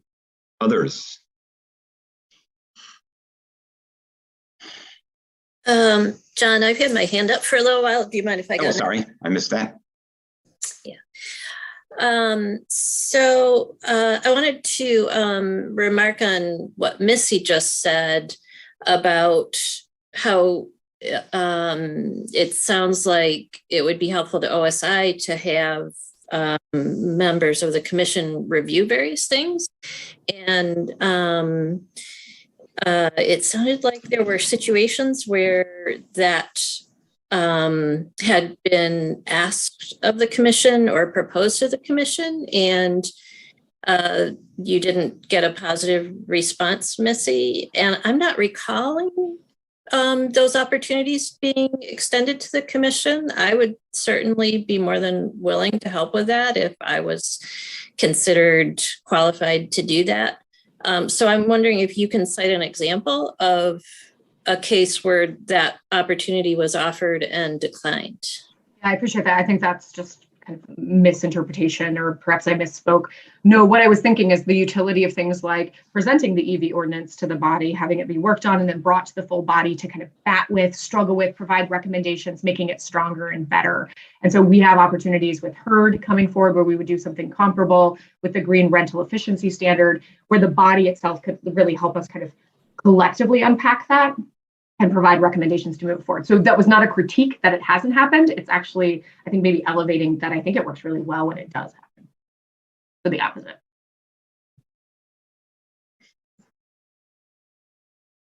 Anybody else have anything to share? Yes, Commissioner Hookham, glad you're back with us. Oops, there you are. Good, go ahead. You're muted. Hopefully not anymore. Sorry about that. So you mentioned earlier, and this is a kind of a key topic, I think, going forward, a number of us get approached by our citizens of the city. They know who we represent. This sustainability millage is point of discussion in my community anyway, and everybody wants to know what it's about. And I would think this would be a perfect opportunity where we could act or facilitate with the city as things kind of devolve and we understand them, to be the sounding board for the community. I mean, we have at least 12, 14 people on this call. we could be ambassadors for something like this. Really, when I talk to my neighbors and they say, we dumped a bunch of tax money into fixing our roads, kind of like what with Governor Whitmer basically promised and the city promised, and our roads are pretty horrible still. So why would we dump more money into something that we don't know what we're going to get the outcome from? So I think we as a body could be helpful in this space to work with our businesses in this community, as well as our residences and owners, to understand what we mean by this ordinance, this millage. Why pay more tax if it's not going to make a difference? So I think this body would be one that would be very good at hearing from council about what they're thinking about doing, or who the sponsors of that millage might be, to be the sounding board, to say this is going to work or this isn't going to work, or this will add value to A20 or won't add value. Why not? I mean, it's certainly a better body of knowledge maybe that exists elsewhere in the city, and pretty there's no agendas here. We're trying to help and be a facilitator. So I think that would be my suspicion, would be acting more in that role to help the community understand energy issues. The more we get into A20 and people want to understand what a greenhouse gas emission looks like, we can be helpful in that space of helping Missy and her mission better educate, hit that 20% goal she threw at us. How can we do that? How can this body work in that way? A lot of us have that community-facing interest. So I'll just throw that out there and be quiet. Thank you.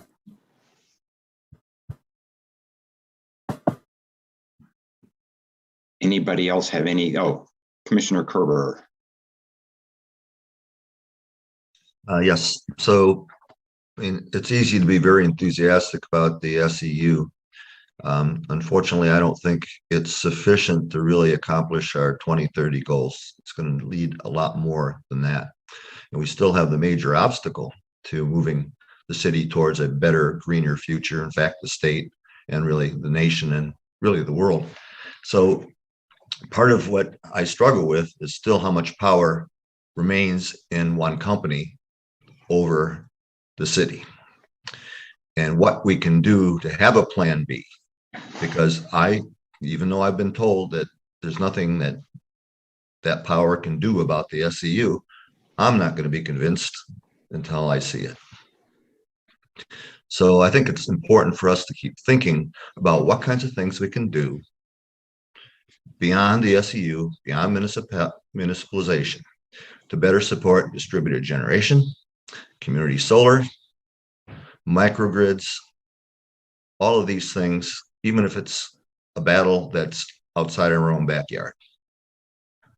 The state needs to see the light about a greener future, and we need to help them. And I don't know, I don't have any specifics on how to do that, but I know that the obstacle, the monopoly, for-profit monopoly, is not going to go away. They're going to continue to fight for their own interest, which is not a better energy future for the state of Michigan. So I have. Thank you, Commissioner Kerber. Before we leave that point, when we consider topics for next year, I think there were some suggestions about topics related to what you're talking about. Some of the things related to legislation that you mentioned are things that we should think about when we vote.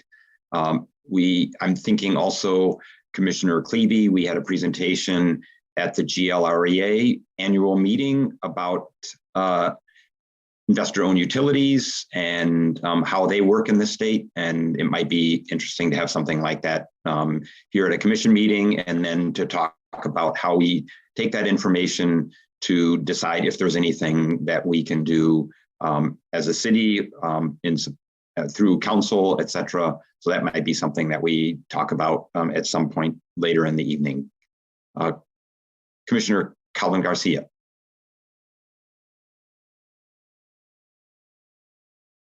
All right. Thank you very much. Yeah, so I just want to acknowledge what Commissioner Kerber and Commissioner McCumber have stated. And so there I see, there are two different things that are being addressed. One is it could be more like a process for how would OSI and how would City Council like us to step up and participate and give our input on one hand. And then there's another aspect of what will we be taking on in the coming year. And I just want to make sure that as we move forward, we have a half an hour left before 8 o'clock, and that we really make sure that we leave with at least, some top priority initiatives, goals, topics are going to be taken on this year, as well as leaving us as a group familiar, empowered, knowledgeable, confident in how we can have our contribution utilized. So maybe if there's a quick little piece of like advice that we can get from our council members or from Missy about how they would like our input initially. We can just put that as a standing. This is how we're going to proceed for now until we have something further in place as in terms of if it's going to be a procedural thing. I don't know. It's up to the office, the administrator's office, and so to council, and then we can dive into what we're going to be taking on this year. So I have a proposal. We have on the agenda a point that's called interactive voting on priorities. And my sense is that discussion on which you just mentioned, Carlene, could be informed by us taking a preliminary vote and then reacting to that and talking about it, not only from commissioners, but specifically from Missy and from our two council members. And I'm wondering how other people see that. Does that make sense to others, that we sort of use that as a pulse-taking approach and then use that as a springboard for further discussion?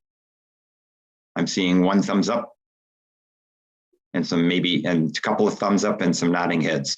Missy, do you have anything prepared that we can use for this vote-taking process based on the survey results or something else that you had in mind, or how do you want to do that?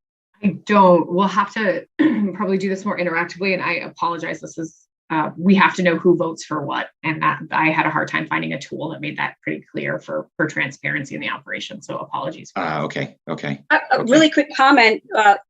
So with regards to important things for us to attempt to accomplish in the year, there are overlaps for 3 of the items. I counted 14 items, and 3 of those overlap with the priorities with OSI.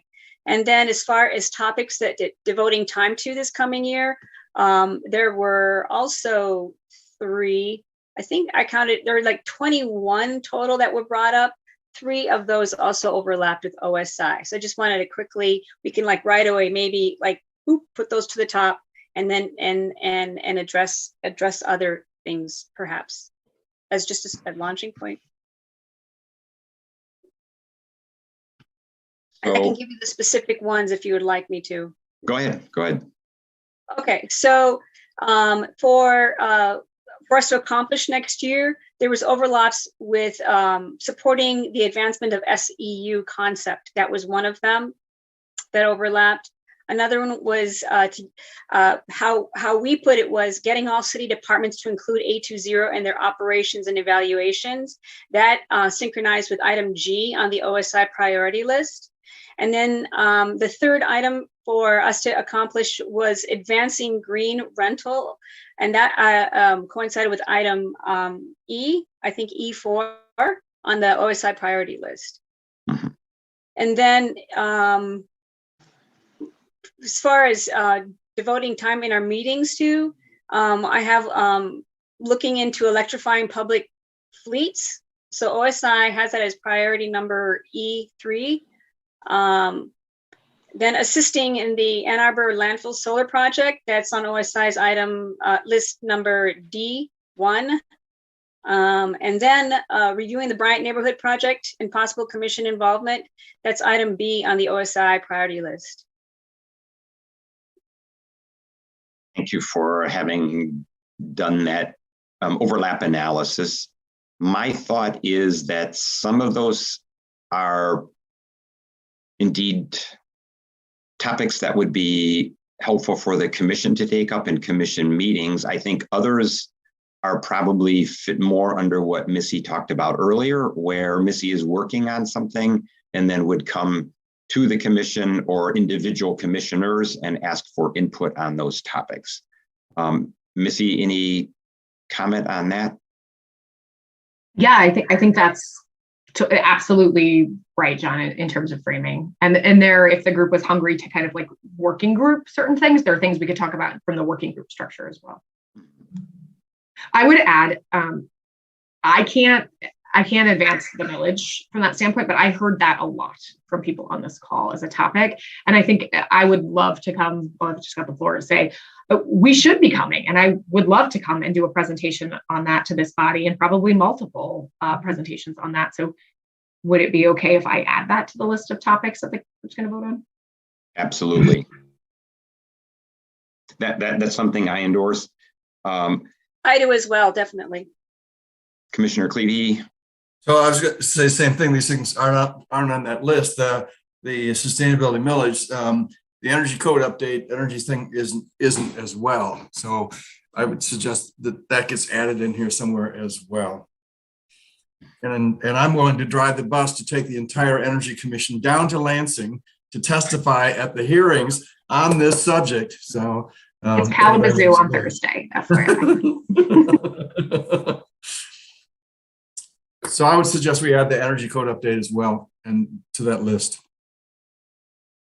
So I jotted down some things, and maybe Carlene, again, you can help me add to the list. And then I thought maybe we'll take a show of hands for each one of these, because we don't really have any other way of doing it. As Missy said, we have to do this in an open and transparent way through the Open Meeting Act requirements. So I wrote down, first of all, a possible discussion about IOUs, and maybe together with that legislation. I'll then say related to that is legislation on the energy and building codes, but I see those as sort of two different topics. Then advancing the SEU.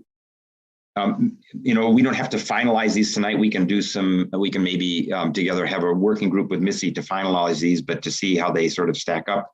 The sustainability millage. Commissioner Peck, I'm going to ask you to go back to what you proposed at the beginning of the meeting and ask you to comment on, do you think that fits as a topic that we would do in a commission meeting, or potentially as a task in a working group or a subcommittee, or possibly do, as I mentioned, do it in conjunction with Washtenaw County? How do you think your ideas are at the beginning of the meeting, along with what technologies can be implemented now versus and are economically feasible versus other ones that are not? Do you want to add any of those to that list that I just mentioned? That sounds great. I like your idea of working with Washtenaw. Mm-hmm. I think once U of M hires their, executive leader of their effort, we could bring them in too. Right. There are a number of things that need to be coordinated between the county, city, and university. Right. And we could bring EMU in too, actually. Right. Okay. So maybe we table that now or put it in the parking lot, but consider it going forward. And maybe we have some outreach to the county to see how we might be able to piggyback on what they're doing right now, and convey to them that there's a desire on our part to work with them as well as the university on doing those evaluations. Carlene, what did I miss from your list that maybe we run through and just have a hand show of support. Could you read those again to me? I didn't take notes of those. I was just listening, sorry. No worries. Okay, so we have SEU, Yes. we have city departments including A20 in their operations. Before you leave that, yeah, Missy, that seems to me a very, very broad topic and something that there might be specific instances where something is brought to the commission, but as a broad topic doesn't really seem appropriate for us to discuss in a commission meeting. How do you see that? Yeah, and I guess I have to ask for a point of clarification to be able to respond. Are we talking about the priorities of the body or the topics the body wants to take on in the coming year, which also relates to priorities? Just help me distinguish so I can answer your question. I see them as going hand in glove, and I don't know how other people see it, but I see these sort of two fitting together. Just wanted to clarify if that's right. So I could imagine then defining it by the CIP, maybe to start as the way that sort of how sustainability is integrated into that process. And then perhaps more specific discussions with others of just kind of playing this out. For example, if we were to have transportation come and talk about Vision Zero and how that's zero traffic fatalities, but also zero carbon emissions, that may lead to a resolution of support and maybe a resolution asking, the administrator to have other departments do something comparable. Like I made that up on the spot, but that's where my mind is headed. That was very good. I particularly like the idea of the CIP and us getting a presentation on that. And I know Commissioner Clevey has brought that up in the past. And we've talked about it in past years. So that might be something that we look at as a specific topic. Carlene, I interrupted you. So we narrowed that down a little bit, which I think was helpful. So the OSI priorities also include, with the master plan and things like that. So that there's a lot of opportunity for integration too. All right, so moving on is green rental as a topic. So that could be as a topic and also engage, different folks on the commission being engaged in it. Let's see. Another is electrifying the public fleets. And then, Can I jump in on that? The Energy Commission a couple of years ago passed a green fleets resolution. It requires basically that I think there's at least within the city administrator has to provide an annual update. So I know that Missy talked about that as a goal, particularly there's challenges in some of the heavy duty vehicles. I don't know that we need to have a specific presentation on that. I don't know how other people, we'll take a vote on these, but I wrote it down. Basically the fleet conversion. And there's also, so with regards to the city fleet, there's also, like a city mandate for this, for the green fleets. Right. And there are I think there's at least annual reports, maybe more frequent reports that are submitted to council on that as far as progress is concerned, that maybe we can, we can share amongst each other, or maybe we can have a small presentation, who knows, but just as an option. So the other topic that I have on the list is the Landfill Solar project.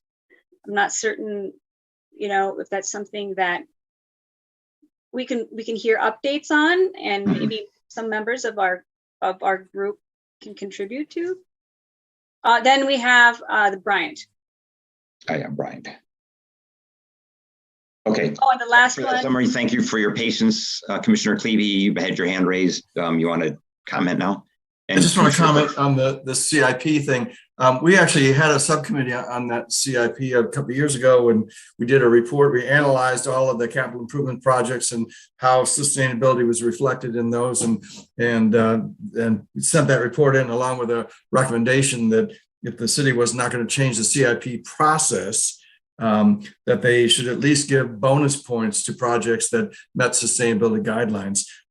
So I think having a briefing on how a CIP I'd like to see, how is sustainability being reflected in the CIP, and how our recommendation. We actually did a resolution on that. Yeah, and by the way, that predated 820, right? Yes, predated 820. Yep. So I think again, yes, I think it's appropriate for us to get involved in certain city operations. We also got involved with the Planning Commission on ground-mounted solar ordinance, if you recall. So I think that is quite appropriate. It's we have to stay within our guardrails of energy, but that's pretty broad when you take into account 820. So. Commissioner Hookham. In 2021, we had a special committee, using the right lingo, involved in energy concierge with Fong from the city OSI. And that seems to have gone off the guardrails. Either it's been sunsetted, or do we want to move it forward? I know Fong is still working on it. Misty, you want to comment on that? And as far as how that fits into topics and priorities, accomplishments for the commission? Yeah, I would say if we're talking about kind of the intersection of presentations and priorities for the commission, that a logical consideration would be bringing that group back together to present to the body. Like, here's where we are, here's what we've done, where do we see space for advancement? Yeah, a refresh, I think, is always valuable. And it is a piece of work that I have on my to-do list to review this week, a 19-page scope for the energy concierge. So it is moving. I think it strikes me as the kind of thing we should bring back to the body. Okay. Councilmember Briggs. I just wanted to comment on the CIP report. Maybe it's possible I missed that, but as a former planning commissioner, planning commission is formally adopts the CIP, and then it's one of. Anyway, I don't remember seeing that report as a planning commissioner, and so it may have gotten lost a little. I mean, staff may have heard a lot of the input, but it's important sometimes that these things go also to the other commissions as well to grow and learn from. And I would agree the Planning Commission always is talking about kind of the metrics that we're using to prioritize projects and fund them, having us dive in and really think about the sustainability components. Maybe those recommendations have been implemented. I know we have a new CIP tools and processes in place right now, but it would be interesting to revisit that. Thanks for those comments. To expand on what I said earlier, not only did this discussion about CIP predate 820, I'm almost sure it predated Missy's tenure as well. So we were working with different staff, and that could have explained one of the reasons why it didn't actually make it to planning and to other maybe appropriate parties. So what I noted down and what I thought maybe we can do is get sort of a show of hands on these topics, and I maybe ask people to mentally or write down which one of these are most important, and maybe we take a minute to talk about dividing up this so that each person gets 4 votes or something like that. But I'll read down what I noted, and please let me know if I missed something.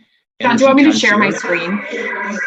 Okay, do you have some of these written up then? Great, Great. Yes, please. But feel free to read them out, and they're not necessarily in the order presented because I was capturing. Very good, excellent. Back over to you as soon as I get this up. Great. Okay, electrifying public fleets I had that. This should be all of them. Landfill Solar, yeah. Okay, let me make this. There we go. Can you all see that okay? Yep, I think everybody can see that now.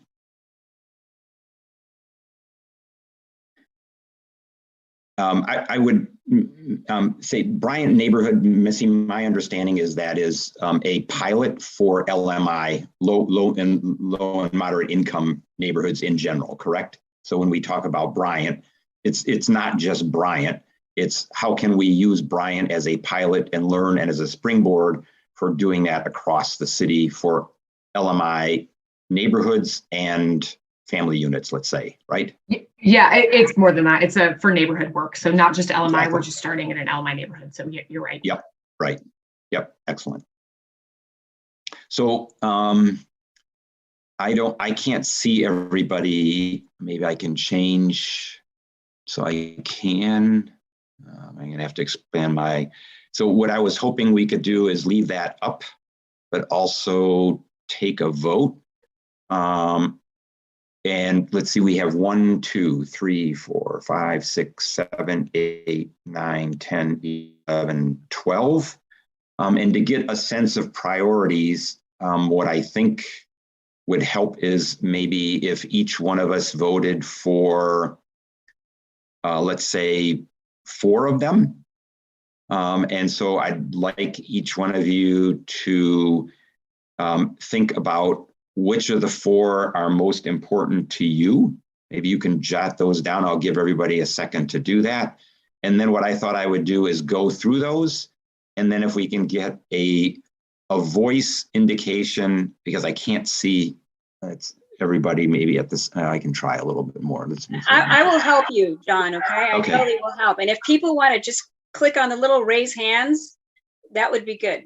We get a pop-up count if you do raise hands. So if you could do that, that'll make it easier for me to count. Okay, great. Okay.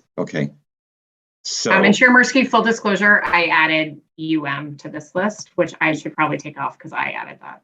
I like the idea because I think it's extremely important, as Commissioner Peck indicated, and U of M is included in A2's and Arbor's greenhouse inventory. Greenhouse gas inventory, excuse me. And I think it's also worth mentioning almost everybody in the university, except the few that live in university housing. They not only work at the university, but they live in the community. So they have a leg, so to speak, in both the community and the university. So I definitely like that idea. So can I ask a question? I just want to make sure I understand. I know you have 4 votes, but there's also 12, and we have 11 meetings left this year.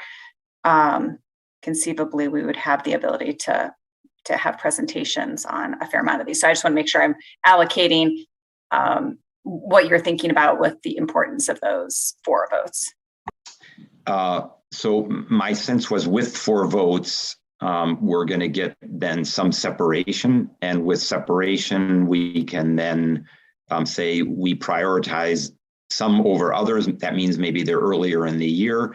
I think to your point, Councilmember Briggs, that we do have an opportunity to cover all of these.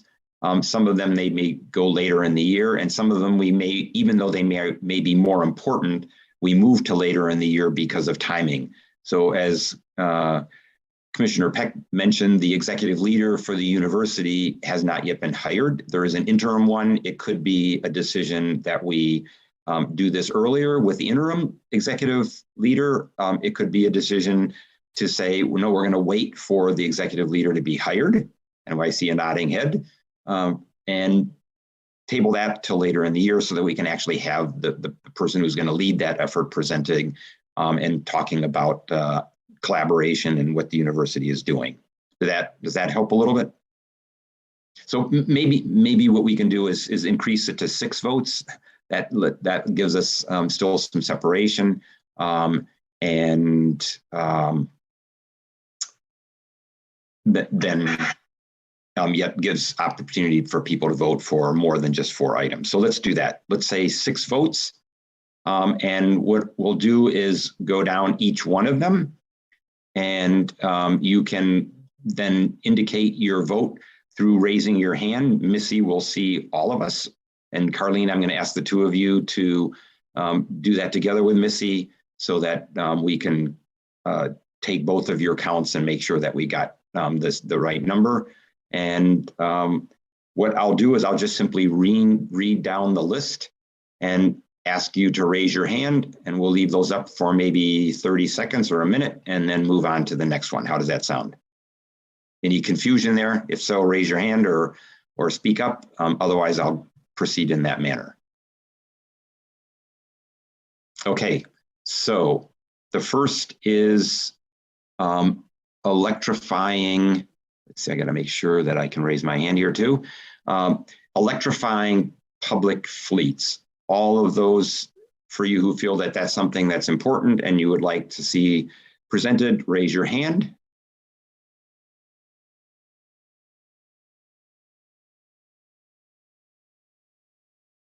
Missy and Carlene indicate when you feel we've got a good count.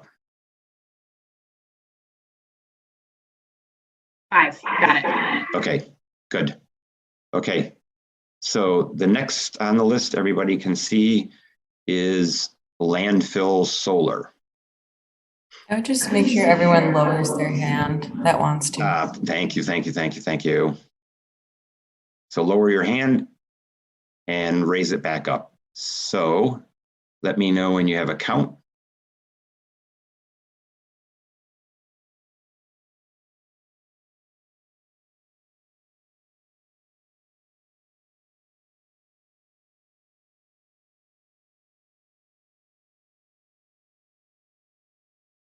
Wait, Clevie, you're in. Okay, we're good.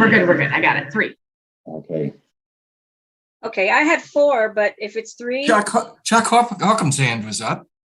You don't have Chuck there. His hand is up. He's not in that list. Well, you're back, Chuck. Okay, I'm sorry. When Commissioner McCoy mentioned lower your hand, I saw your hand go down. So, okay. Thank you, Mark. Thank you, Chuck. Okay, everybody lower their hands. So advancing Bryant neighborhood and neighborhood projects in general, raise your hands.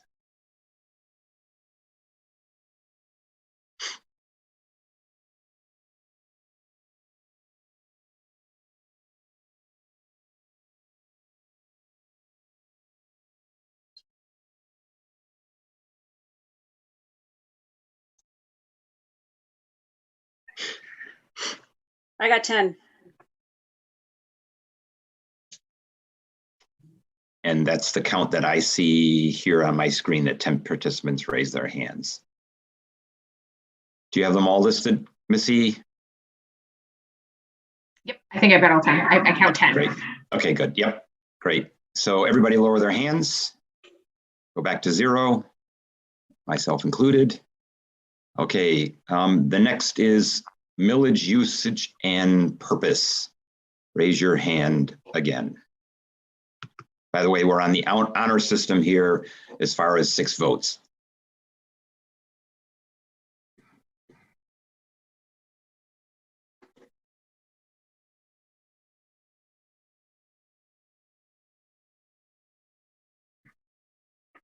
Okay, it's everyone. I think. I have 14, So yeah. yeah, it's I'm just gonna fill this in there. That's good. Everyone. Great. Okay, if everybody lowers their hands. Carlene, you need to lower your hand. I'm getting there. Okay, good. Okay. Sorry. Okay. Next, maybe you all make a picket fence to know how many votes you've cast so that we don't cast more than 6. Energy and building codes.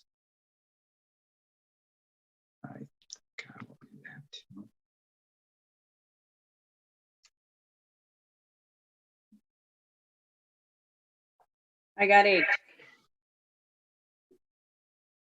I have a quick question. Are we casting 4 votes or 6? 6. Oh, I missed that. Okay. You only get 4. Because you weren't listening. And 9, so we're good. Okay. 9. I got 8. I have 9 names listed. I would say if you see your name listed and it's wrong, please let me know. Okay. I guess sometimes the backgrounds kind of are. Okay. Look at the participants list. That might be easier. Yeah, that's true, because you can see when people raise their hands, the participants list. Good point. Okay, so we are roughly halfway through the list, not quite. Discussion about IOUs and legislation.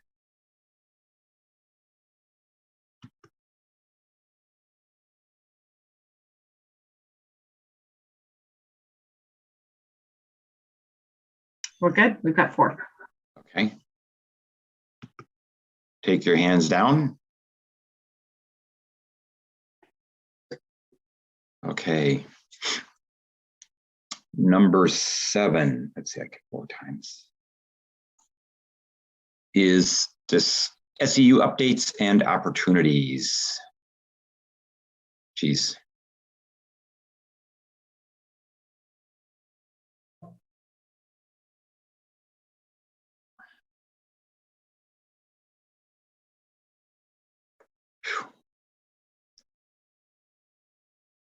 Typing in public is scary, but yes, I think we have 11. 11. Clear your hands. Okay, presentation on Washtenaw County's climate work. I'm wondering, maybe this is cheating, to combine 8 and 9 together, because the university is in the city and the city is in the county. What do people think about that? Staff recommendation to keep them separate because the county is actively doing public engagement. And so I think the nature would be a little different. Okay. Maybe in the same meeting. They could be the same meeting, but they could be 2 different topics. Very good. Point well taken. Okay. So with that in mind, we'll keep them separate. Number 8 is then the county. Raise your hand if you want the county. You have to be judicious about your votes here. Okay, we've got 3. I got 3 too, also. Okay. Then update on U of M's climate action work. Lower your hands and clean the slate, and then raise your hand again.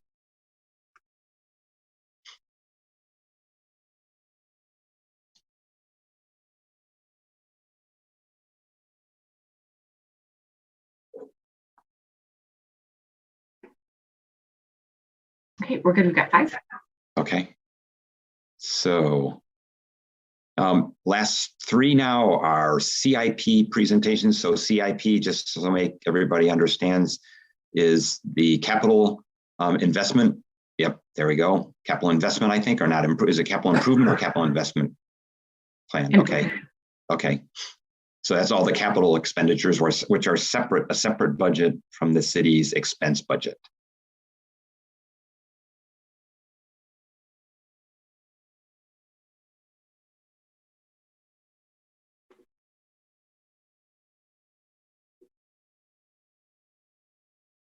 We're good. Okay. 7. Take your hands down. Oops. Green rental.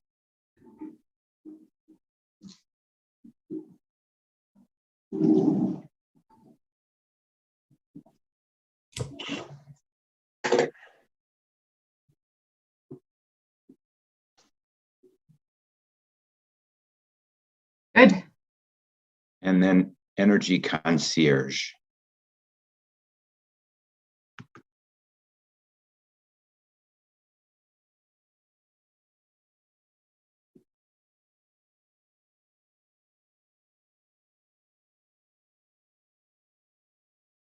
Commissioner Juneau, apologies. I might have caught you at the tail end.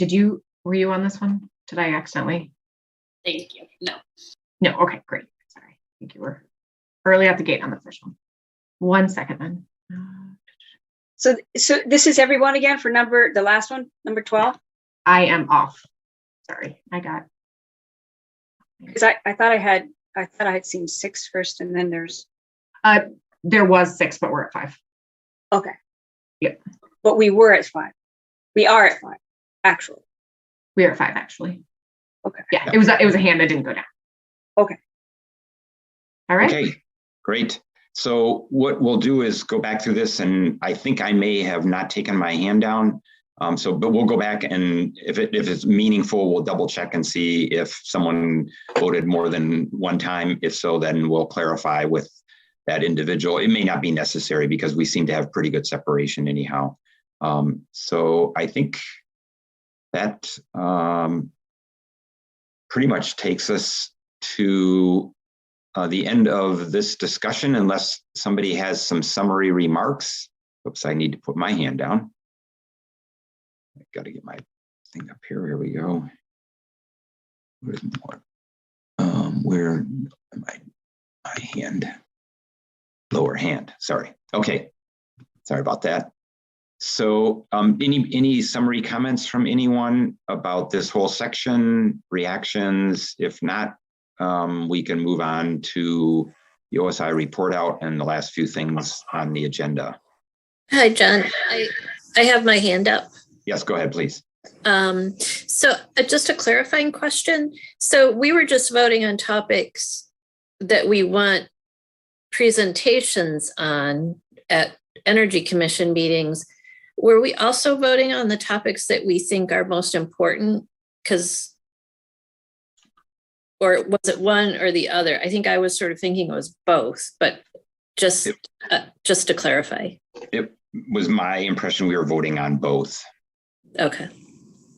Is that everybody's impression? Yeah. Okay, good.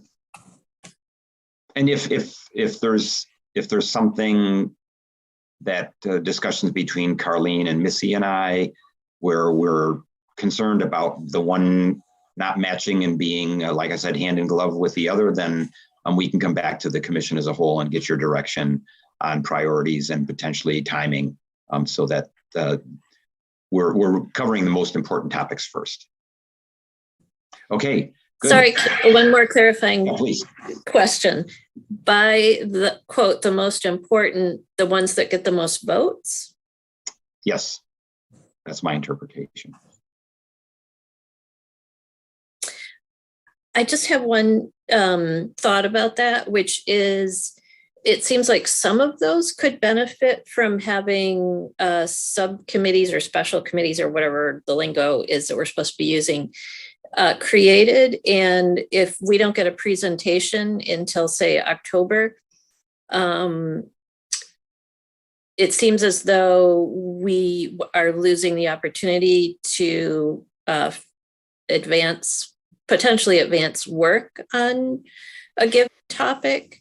Mm-hmm. I wonder if it might be worth our time at a meeting soon to perhaps look at that list and assess it for which items might benefit from having a work group created for them, in order to have a subgroup of us perhaps start meeting and exploring it. I like the suggestion. I propose the following: that Carlene and I put our heads together, looking at where there might be special committees or even working groups. Also look at timing and put together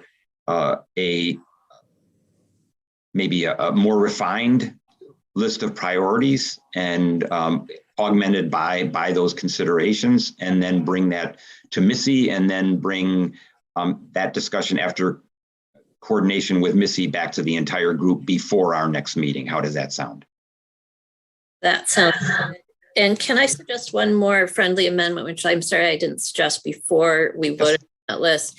The item about building codes, I was really torn between that and the green rental housing, which in my mind are pretty similar, because I've been in subgroups that discussed rental housing in the past, and a lot of it centered around some of the building code and inspection frequency, et cetera.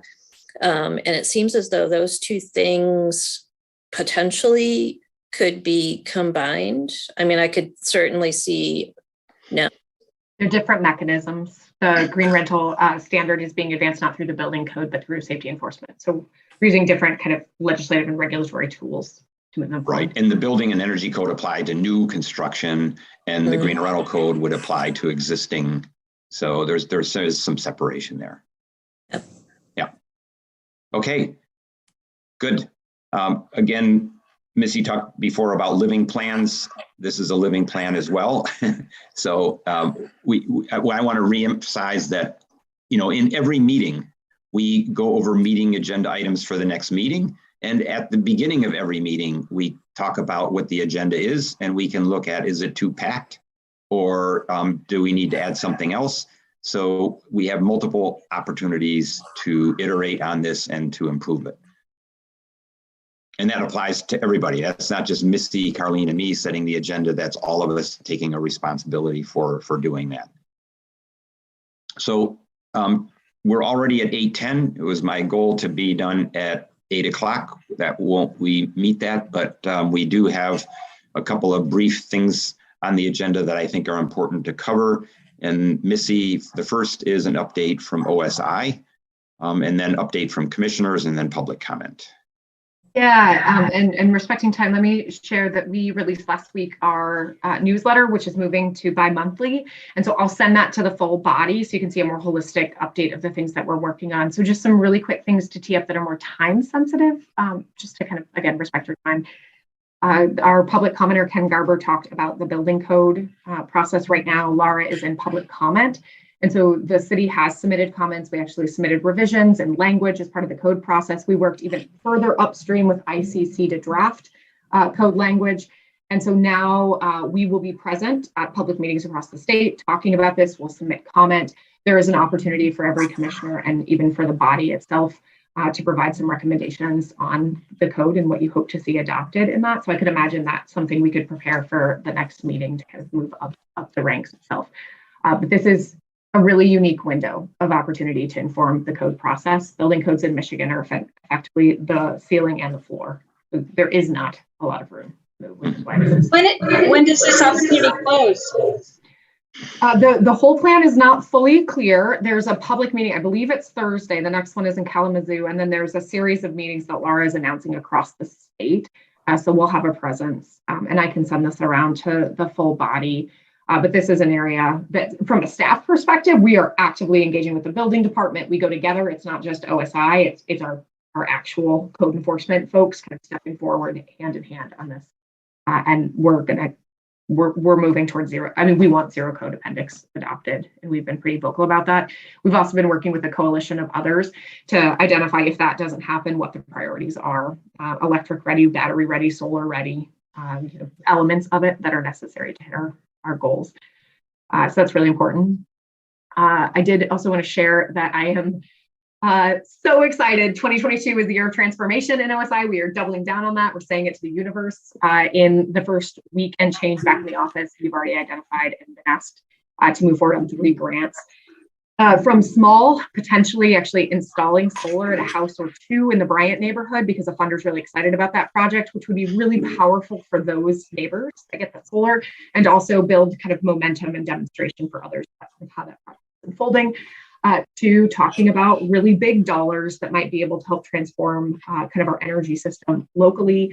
And I am excited to see that. We're partnering with the county on a grant for weatherization expansion and really getting low-income households to carbon neutrality, not just energy efficiency work, but like deep energy efficiency with electrification and storage. That concept note is due in a week. So we're running at that really fast and furious, but hopefully we unlock that funding, which also would be centered most likely in the Bryant neighborhood, just because the work we're doing there. There are lots and lots of other things. I think I did share the shout out to Julie and the Solarized program. Did I in this call? Because I know I talked about it at the lunch thing. Okay, great. There's Missy, so much going on. There's one other thing that I thought might be an efficient way of you updating the commission, and that is you recently made a presentation to City Council at their work session. And I don't know how many commissioners have seen that. Would you mind sharing the link of that with the commission? That covers a lot of territory. And I know you reported on some of that at the webinar earlier today. So maybe that also serves to update people and shorten the discussion tonight. Brilliant. There is one last thing while I've got the floor I want to share, and I'll leave it to the council members to talk about the draft resolution and where it stands that came out of the body in December. But I wanted to share there was language that had to be removed because it is illegal in Michigan, and that is assessing the feasibility and the revenue generation potential of potential utility, no matter what that structure is. Michigan law prohibits you from generating revenue from a utility. That is not legal. That has to go out under resolution. That's it is rate. It has to go towards the utility itself and the services of that utility. It's been tested time and time again in courts. So I wanted to share that with the body, and I can give more details about that. But you worked really hard on it, and I want you to know that everything looks really good. That is not legal. So would we still be able to use our money as dark money to lobby like the way DTE does? Oh, just not going to attempt to answer that question. Missy, I have one other remark. I noticed when we were halfway through our vote, and it was too late then. We had talked about you, Carlene, and I, an update to the time of market or home energy audit disclosure. I'm wondering if we can include that as a presentation topic at some point, or if you can give a brief update right now. I hope we do, because Zach is on deck and he's been working on a presentation for you for next month. Okay, because we had talked about actually trying to do it last month and we didn't feel we could fit it in. So great. Okay, good. Okay. Anything else from you? If not, council members. I am happy to jump in. The language for both of your resolutions that you passed last month were on our last council meeting's agenda, so that all of council had access to them. I used my council comment time at the end of the meeting to draw attention to them for any folks who may have missed them. And then thanks to the hard work of staff, Councilmember Briggs and I will be sponsoring the actual resolution directing the feasibility study at our next meeting. I don't know if that has yet made it on to Legistar on the public side. I know that we've submitted it, but they only updated it a few times throughout the week. So at some point that will live there as well, but it has been sent to the clerk's office. Excellent. We have a question, John. Go ahead, Mark. Councilman Redina, does that resolution include the city adopting an SEU ordinance, or is that separate? My understanding was the SEU ordinance was separate from the authorization of the feasibility study. That was my understanding. Right. This is not the ordinance itself. It does have SEU language in it. But it is essentially. I think, Missy, did we land on requesting the administrator to draft necessary? Yeah. Yeah. So it's almost verbatim what the body passed at the meeting, advancing the SEU, kind of the logical next steps, drafting of the ordinance, but not adoption of an ordinance. So I don't understand. So will we have the city adopt an ordinance as part of this vote on the city council or not? No. So they'll ask for the creation of an ordinance for consideration. It authorizes the creation of an ordinance. Okay. Yep. Yes. How we go back and look at the last resolved clause. Yeah, no, I remember it was in there. So that was my question, whether or not it's being drafted and adopted along with this motion to authorize funding for a feasibility study, or do we need two things, or does this empower the city to craft an ordinance and move forward without another council vote? I mean, it's not clear to me what the staging of this is. Missy, do you want to, or I can, but go ahead. Sure. Yeah. So the resolution, I think, can change on the floor. So as drafted at this moment, moves toward I sort of think about it as three things that the commission talked about: the options analysis, kind of a study of all the different pathways, a study of a traditional municipal utility and all of the criteria that we talked about, and then the next steps for the SEU, which include recruiting people, understanding and generating a wait list, the drafting of the ordinance, exploration of staffing and governance structures, basically getting it's all information. It's getting the information. So we can bring it to council for consideration. Yep. Excellent. Thank you. Councilmember Briggs. Yeah, I don't know that I have too much to add to that. I think just the piece that it won't be, the resolution will be significantly different than, there are some tweaks as we've gotten information from legal staff and different things like that, but than what you saw, what came out of Energy Commission. But to the point of like the ordinance that would empower staff to start working on that. But then after that work is done, then it would need to come back to city council for public hearings and adoption. And that's how kind of ordinance adoptions work. So you can't, it takes a little while for that process to play out, as would other elements of this come back to council in different waves. And, different elements will likely come back here to Energy Commission for feedback as well. Great. So any updates from commissioners that are important to share at this time? Or, and I'd also remind everybody that we don't have to share updates like this verbally. If in case like this where people are concerned about timing, updates can be also shared in writing. So anything that anybody wants to share or comment on it that we've heard from either OSI or from our council members, or of developments related to work that you're doing?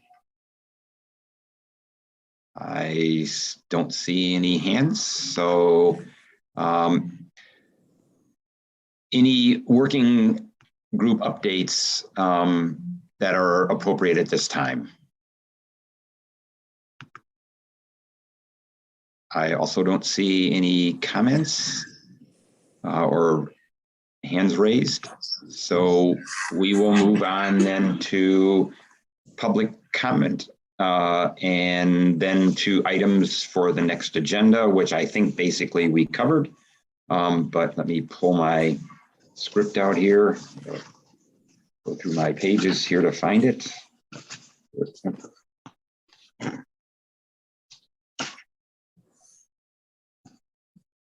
Yeah, here we are. Okay, so this is an opportunity for public input and persons to speak for up to 3 minutes. If you're watching on CTN, call 888-788-0099 or 877-853-5247 and enter meeting ID 937-6751-6819. That information is also displayed on the meeting agenda and the video feed. City staff will select callers that have raised their hand one by one using the last 3 digits of your phone number. In order to electronically raise your hand to indicate your desire to speak, please press *9 on your phone. You will hear an automated message announcement that the host is allowing you to speak. And when speaking, please mute any background noise, and then finally state your name and your address at the beginning of your comments. Caller ending in 134. Ken Garber. Thanks, Dr. Stultz. Chair Mirsky, Ken Garber again, 28 Haverhill Court. I'll be brief. Good discussion tonight. I really appreciate this group's collective expertise and its commitment to climate action. I want to inject a sense of urgency, not that you need it.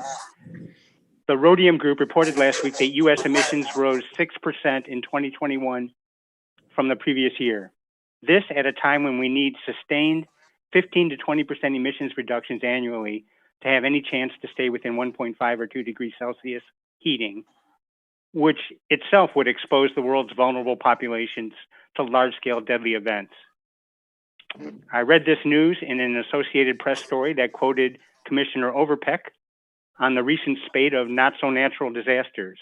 Quote, "That's exactly what I'd expect with climate change, because climate change is essentially supercharging many types of extreme weather, making heat waves, droughts, wildfires, intense rainfall, flooding, and storms more severe, destructive, and deadly," said Jonathan Overpeck, Dean of Environmental Studies at the University of Michigan, who wasn't part of the reports. End quote. So we are failing as a country, and I think we're failing as a city. We need to take an unblinkered quantitative view of our emissions, and I've been hoping to read the 2021 greenhouse gas inventory covering the city's 2020 emissions, but I haven't yet seen it. I don't know if that came out. I may have missed mention of it tonight, but that's a question I have for staff. Thanks. Thanks for your comments, Mr. Gerber. Any other comments, or Missy, do you want to respond to that this time? No. No other commenters. And in terms of response, we do our inventory annually, but we do it in the summer. And so we won't have closed out because we report on a fiscal year. So yeah. Great. No other comments then. The last point on the agenda is topics for the next meeting. Does anybody have anything that they want to raise that may have eluded the previous discussion? Again, if not, make suggestions at the following meeting, and knowing that Missy, Carlene, and I meet 8 days ahead of our meeting, you're free to contact any or all of us to submit ideas prior to that, and frankly, at any time. So with that, it is 8:25 p.m. and over Dean Peck.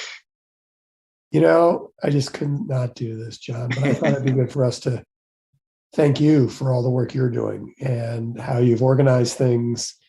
And, you know, I've been on zillions of committees, and I really appreciate your democratization of this committee. And thanks.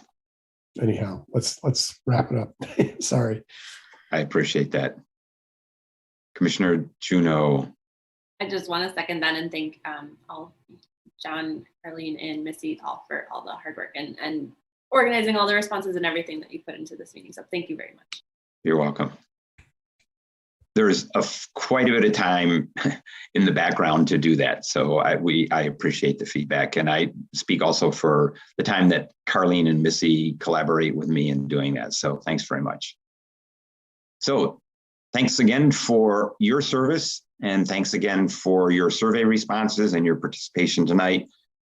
Together we are better, and together we need to rise to the challenge that Mr. Gerber keeps on putting a mirror to each other and to the city and other entities. We have a long road to hoe, and we need to start making progress faster. As my former chair used to say, we have to keep on thinking about the area under the time versus emissions curve. And we're not doing a very good job of that right now. So collectively at a national, international, and even probably at a local level. So thanks very much again. It is 8:27 p.m. and I hereby call this meeting adjourned. Thanks again and have a great rest of your evening. Thank you. Bye.